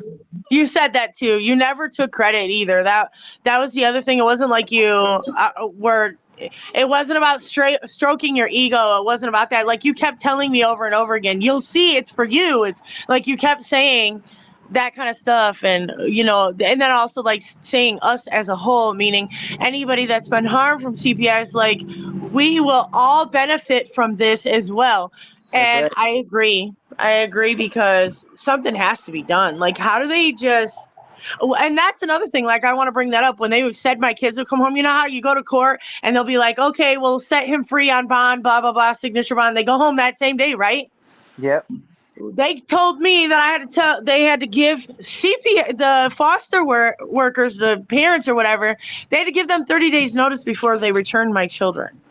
Like, Mm-hmm.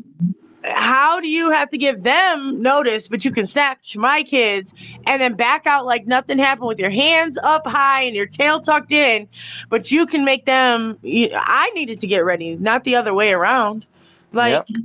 Yep. and is, and then for there forward, like all the other stuff like I went through before that, like IHSS, people in my house for like 8 hours a day. Like, how do you hide that you're an abuser, quote unquote, if people are in your house for 8 to sometimes 10 hours a day? Like, that ain't something you can hide for 6 months. You can't. Yeah. But the thing is, it's just a program where they're making money and they're Yes. using people for services, but there's never been any proof that anybody did anything wrong or you would go to jail. It's that Yeah. easy, right? If somebody Yeah. does, call it a day. But they're not doing that because they know that people weren't wrong. But then, they try to save face and such, or if you're telling too much, they try to come after you if you're causing too much damage to their business. Yes.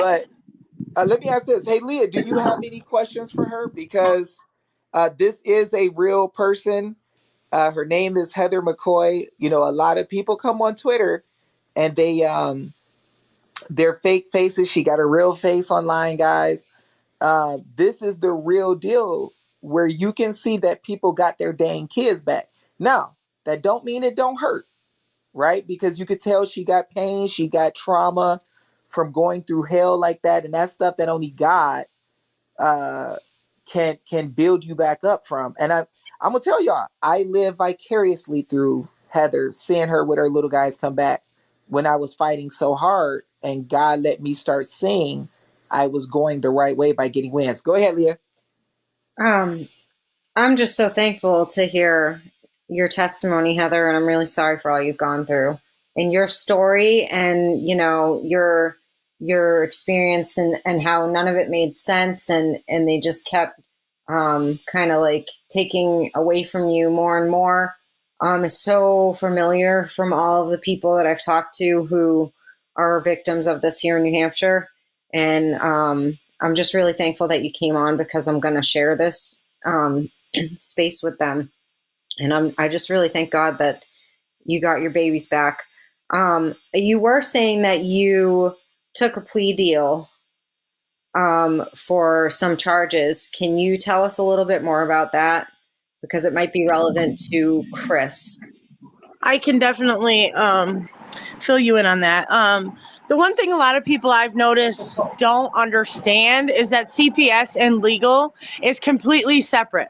and I'm going to say only from what I know, because Wisconsin is that way. I don't know if every state is that way. I can only speak for my own case. So they came and arrested me on allegations. They had absolutely no proof against any of the allegations. And the first allegations were that we were educationally neglecting our children. That was the first thing that was brought up. And when I showed them I am homeschooling and here's their stuff and whatever, then they tried to figure out another thing. Oh, then you're not doing this and then you're not doing this. And they kept trying to bring up more stuff. So anyway, when I knew, okay, so they had been gone for a couple of months. They came and arrested me and my husband out of our sleep at 1 a.m. in the morning and took us down and charged us. We were charged with 4 counts. Was it 4 or 6? 6 counts of neglect and 1 count of bodily harm. Bodily harm is a felony, and neglect is obviously a misdemeanor. But the neglect was on. Supposedly they were not eating correctly. And the bodily harm was my kids had Mongolian birthmarks on them, and they said they were bruises. Mind you, they still have the same marks today. And when I went in, this was all during, a lot of the trying times and stuff where it was scary to deal with anything legal. And I was honestly scared. My husband was scared. I was scared. Do we take this to trial and risk going to prison because they don't want to hear us or they're going to listen to other people more than us? Or do we take something because I've never been in trouble before? So when we had talked to the lawyers, they had said, if you take a plea bargain, you'll only serve 1 year to 2 years on probation. I'm like, I don't smoke weed. I don't drink. I don't do anything. This will be smooth, right? Yeah, no. I took a plea bargain. In the midst of taking the plea bargain, the DA tried to slam us, making it sound like stuff it was not, such as I used to collect, and I'm giving you these things because they may matter to somebody else. What they look at, they twist stuff. So I'm trying to get you to think in the way that they will think. I used to collect wine bottles. Now I would collect liquor bottles, period. And I would make lights out of them. I would make art projects out of them. My husband did drink, but it was not excessive, hadn't been in trouble. No, none of that. But they tried to say that the liquor bottles and wine bottles that I saved was proof that we were alcoholics. And literally, like I said, through the years, I had already been through assessments and stuff because I went through a divorce with my ex-husband and I had to prove myself and all that kind of stuff. So I had proof I wasn't a drinker. I had proof I didn't do drugs. They screened us. They did all kinds of stuff to us. Never once dropped dirty. Never once had an issue. Never once. I had been pregnant. I've had 11 babies. 11 babies, and none of my blood tests came back with drugs my whole life since I was 15. So they had nothing on me, but they kept trying to reach. So after I was going to take the plea bargain, the DA starts slamming us, and I start getting emotional. I start tearing up.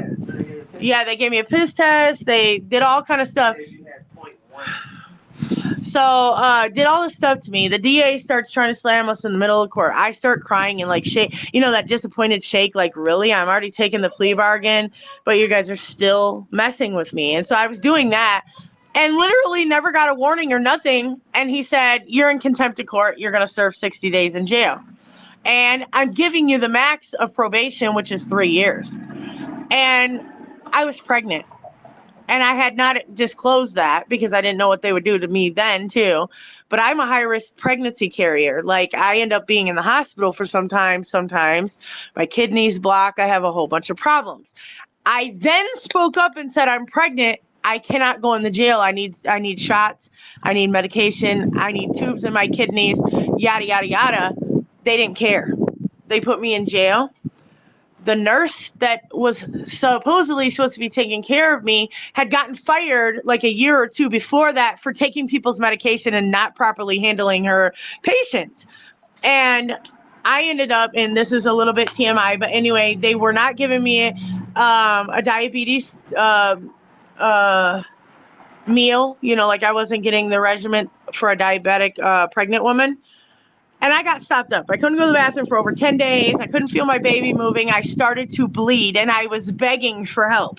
They wouldn't give me my diabetes medication, wouldn't give me my Lovenox, which is a blood thinner.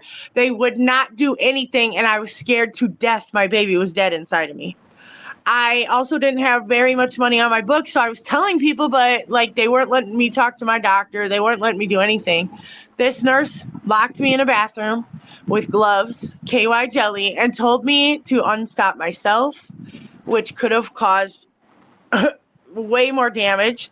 And when that all happened, and my husband and my pastor, my best friend at the time, which I'll tell you more about that in a minute too, but they called my doctor. My doctor, I heard him on the phone with the nurse cursing her out. That is not your patient. That's my patient. She's a good parent, blah, blah, blah, blah, blah. Like, he went off. That day, I had papers to get out of jail on the ankle bracelet, which is what I asked for in the first place. And they let me go home. So what happened? I still haven't been able to face that situation because she should have been handled. She should have been reprimanded. She should not be working there. But that also wasn't taken care of.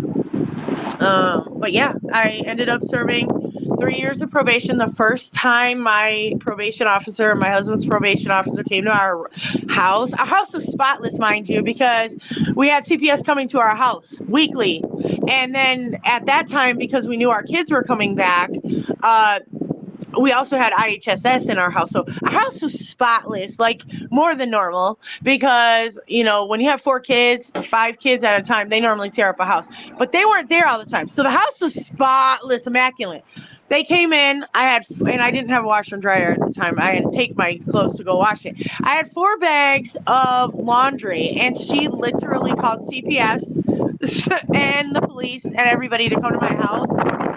And they all laughed at her and told her that she was ridiculous, and that if my house was any cleaner, then they'd question it too. By the way, I was on bed rest with an IV in my arm into my central line into my heart. And she literally, hold on, it's starting to storm. I'm gonna go in the house. Man, they started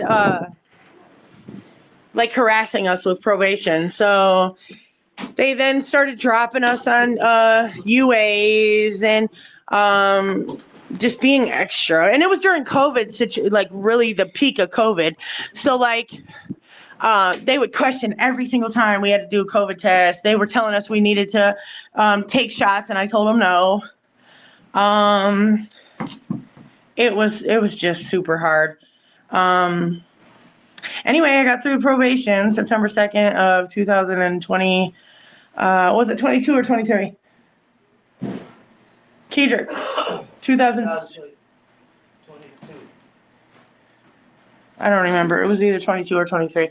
But anyway, we were done and we left Rock County. So yeah, it's not an easy task. If you can fight it, fight it.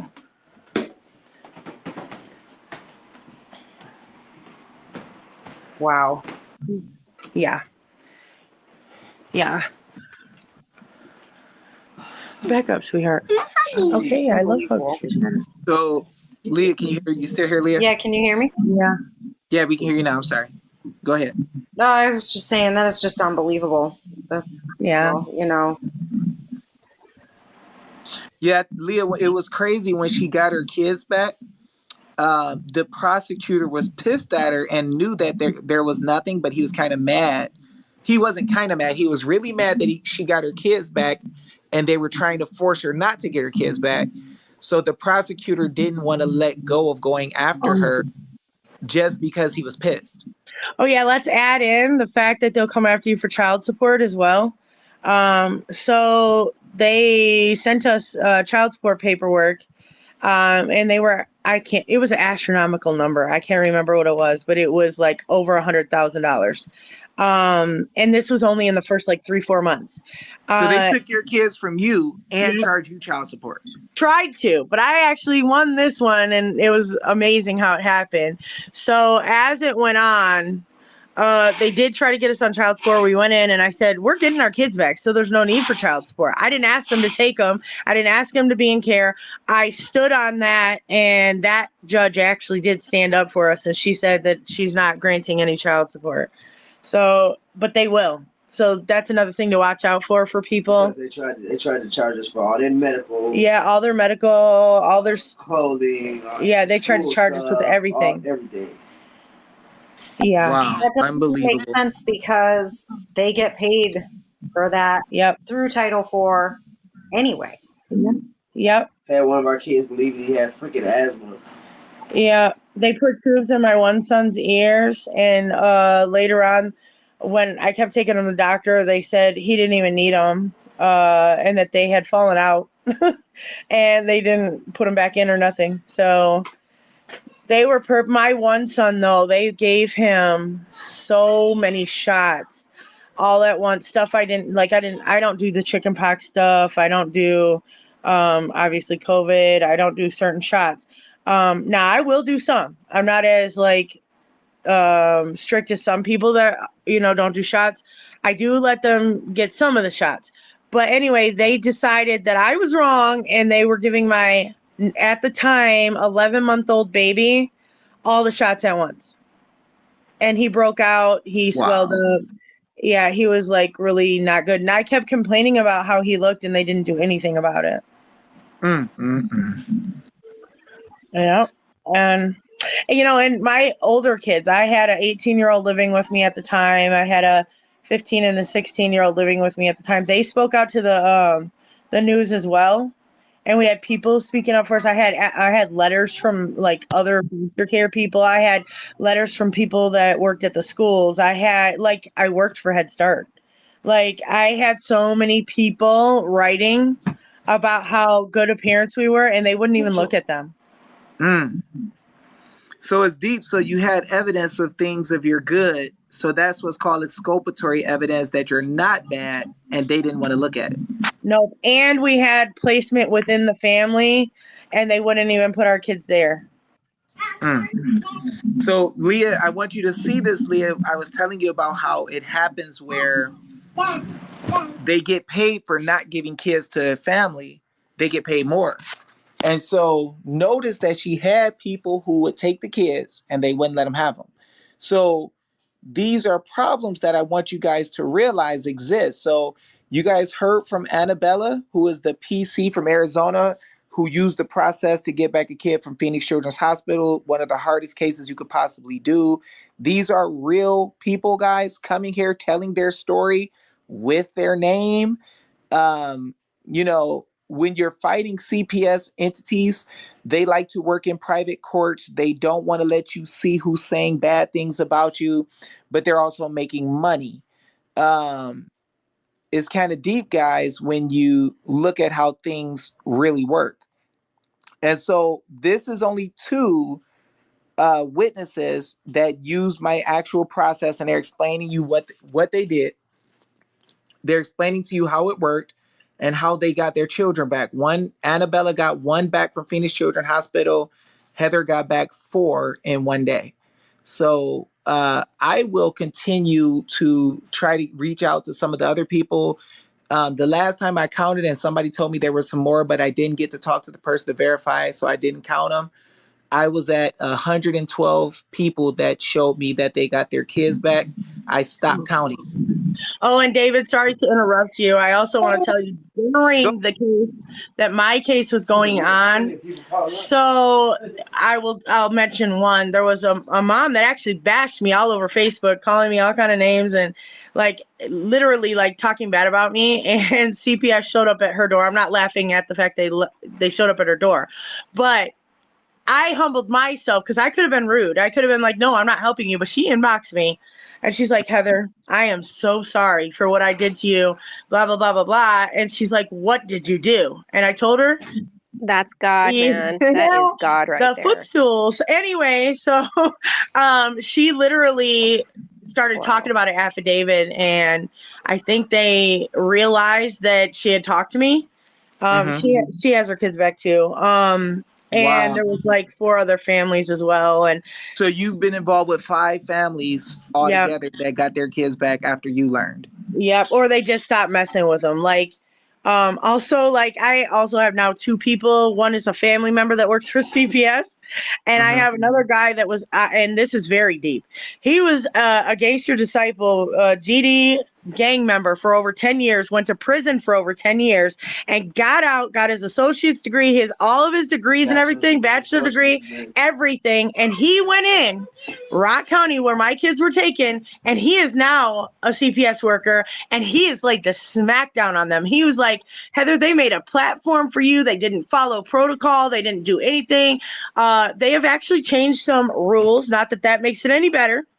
They now are trying to do unification versus pulling apart. However, I still think it's ridiculous, because if it's chargeable, it should be a police matter versus a CPS matter anyway. We should be, as parents, able to reach out to them and say, hey, we're having these troubles. This is Mm-hmm. going on. How do we get help? No, that's not what they do. They use it as a weapon. People do it every day.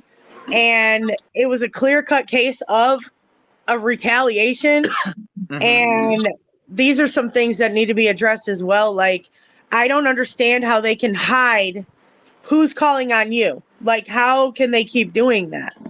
Yep. Yep. So those are some things too that came to the light during the whole situation.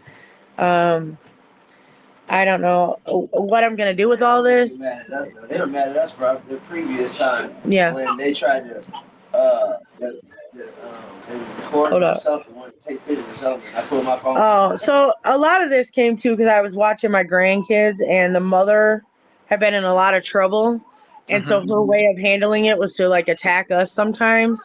Mm-hmm. And anyway, they had came like years previous to this, questioning things because my grandson got bit by his brother, Mm-hmm. and I'm like, they're kids. They do silly things and they do things that they're not supposed to. And oh, well, you weren't watching them. Oh, well, if I wasn't watching them, how do I know what happened? How do I, you know what I mean? Like, how did he get taken care of or whatever? So my husband sat down his phone and was recording the whole conversation with that CPS worker. This was years before they tried to take my kids. And she was like, I don't want you to record me. They had an officer there because they know I'm a pistol. I'm going to say whatever. So the cop was standing there, and the lady was like, can you make them let me in the house? He said, no, they haven't violated any laws.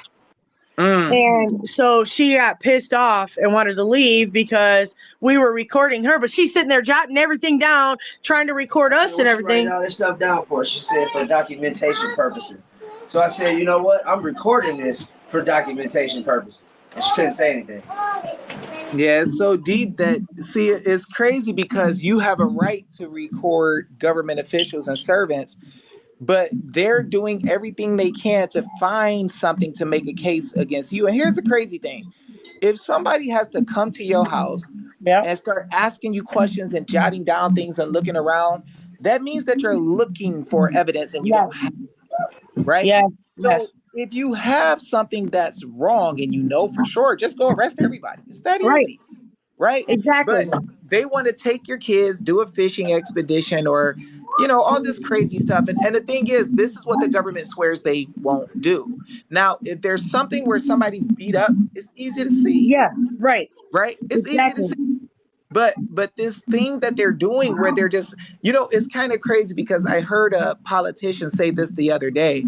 We got to protect the kids, so we should be able to take them without warrants. And it's like, wait. If you're What? saying you have to protect the kids, that means that there first have to be wrong and harm done. Right. So you know that they're in trouble so that you're protecting them from something. Right. You don't get to say, I'm going to take them because I think something might possibly be wrong.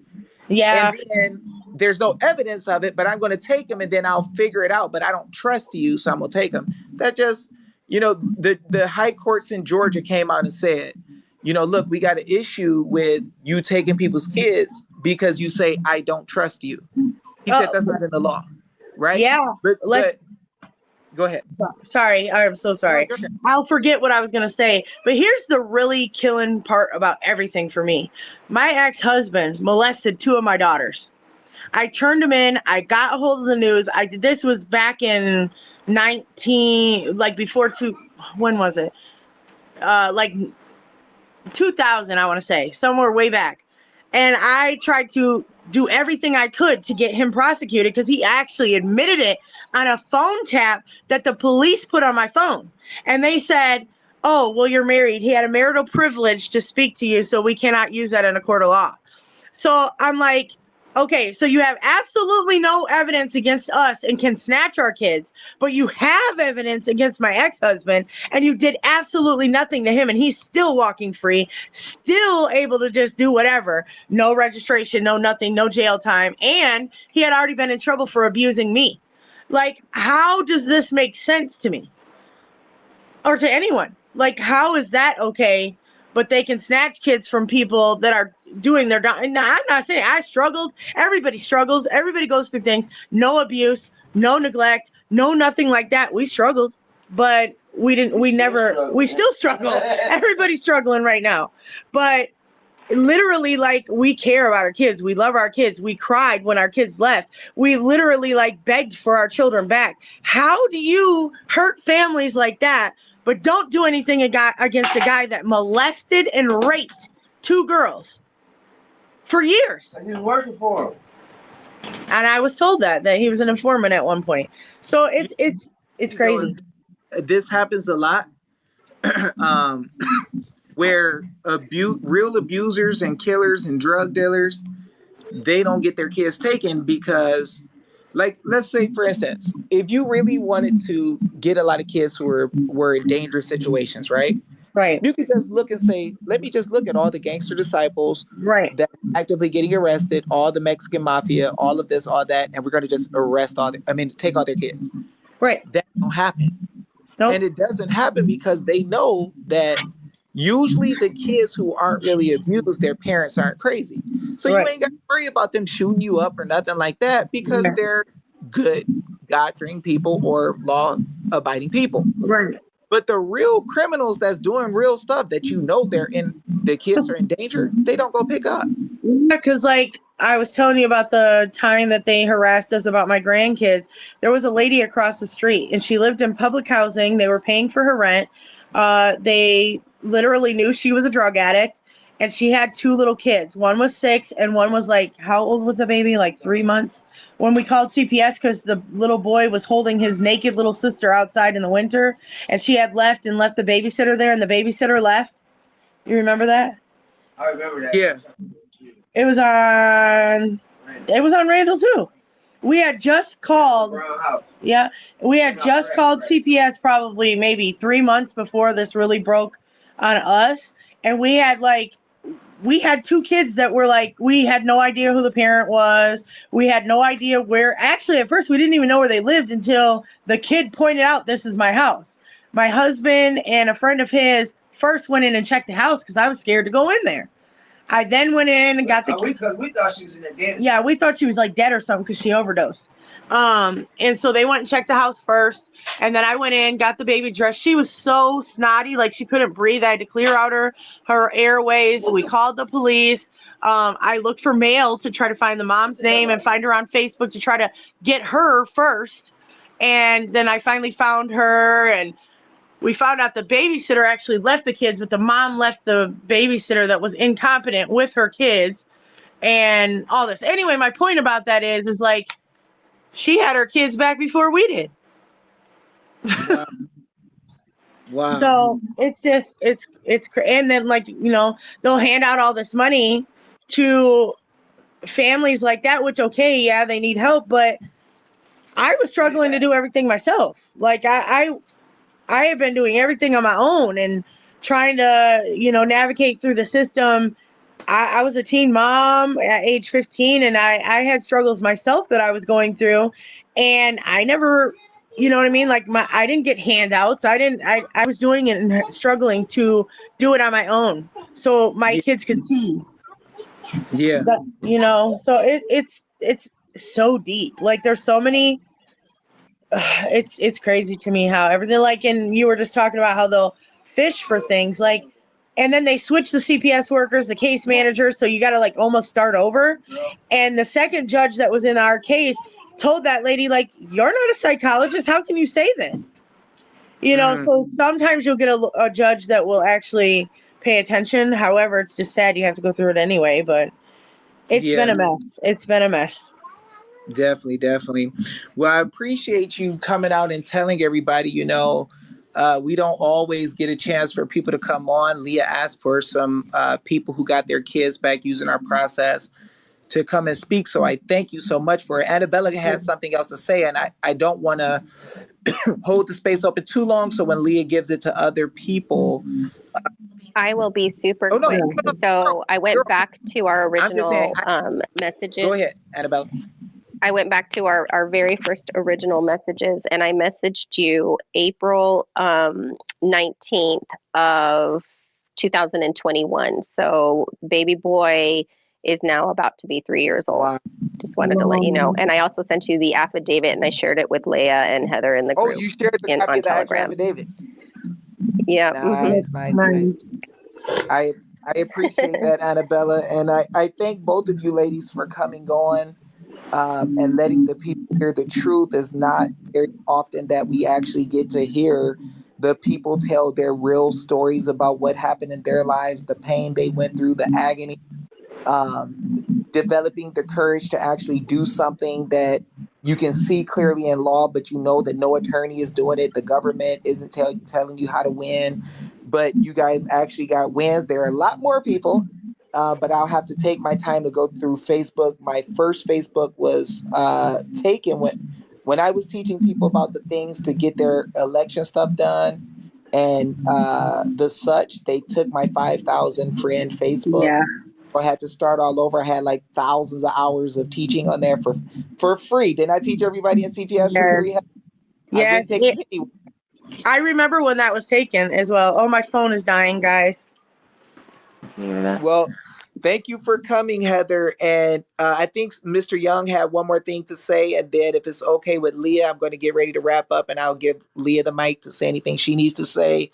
Once again, guys, we're on with Leah Cushman, who I believe is the number one legislative body member I've ever seen in my entire life. She really stands on the law. She lives to help the people. She loves God. She doesn't put herself first. She puts the people first. And the proof is in the pudding. You can see her on YouTube and on different places, on different apps, on Mr. B and on Riley Flack. If you guys can share the video that you guys did under this space, that'll be awesome. But you see Leah studying the law, grueling study, and teaching the people and her colleagues as government officials the real law. I think is one of the most beautiful things I've ever seen. Mr. Young, did you have something to say? Yeah, I mean, Heather said something that was deep, really deep. She wanted to face her accuser. That's what she said. Super deep. So when her accuser is the state of Arizona, Alabama, doesn't matter, who is that? Mm-hmm. You're right. You're right. The thing is, guys, this is the game that's being played, and Leah has touched on this as well about the right to cross-examine an accuser or witness against you. That's rights that we have in the common law, rights that our forefathers enshrined in the constitutions in the beginning of the creations of our states. And we've had people who had their kids stripped away, and people who are making money on a program with no lawful evidence that you did anything wrong, saying you need to prove to us you're a good parent by our terms, you're going to do what we say and go to our classes and do these different things if you ever want to see your kids again. I don't think that's right. That's not what the law says is to happen. And I believe that God is doing a new thing and showing the people truthful testimony of what can be done. He's bringing powerful people together and opening the doors every day. I want to thank Leah Cushman for actually asking for real people to come on and talk about their stories and how they got their kids back. It is a blessed and great thing for a legislative body member to do. It is a great thing for somebody who just loves God to do. But as a legislator, I tell people, this woman is the standard. So I thank God for her. Leah, you got anything else for us?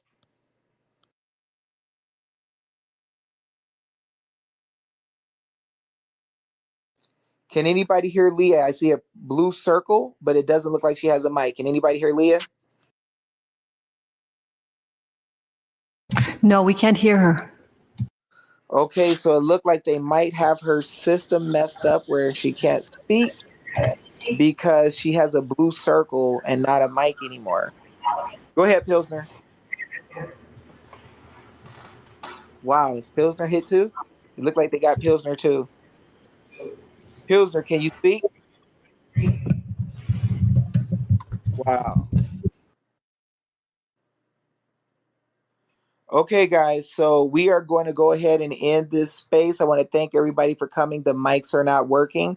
We will try to do another space soon if God will let us live, and open the door for others who have gotten their kids back to be able to tell their story of how they use affidavits and did the work that they've done to get their kids back.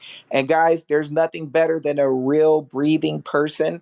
The Bible tells you about witnesses. You heard a husband and a wife talking today. You got the mouth of two witnesses verifying what happened in their life, telling, you can hear them in the background, how the kids came back. That is a blessing, guys. You heard Annabella tell about the kid being returned. I'm confirming the story. I was there to do the work.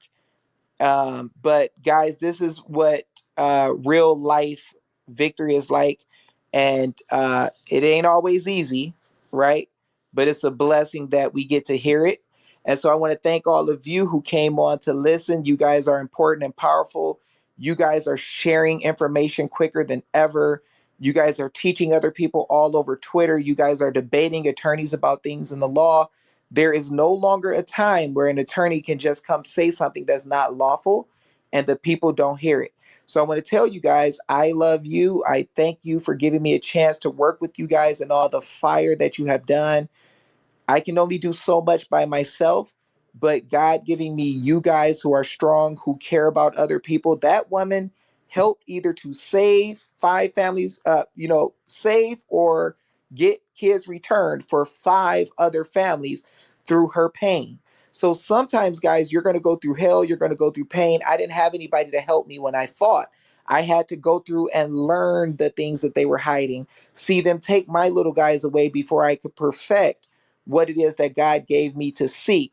But praise God, because others, after you feel pain, can get to the point that they can get to a place where they can help and you can give others comfort.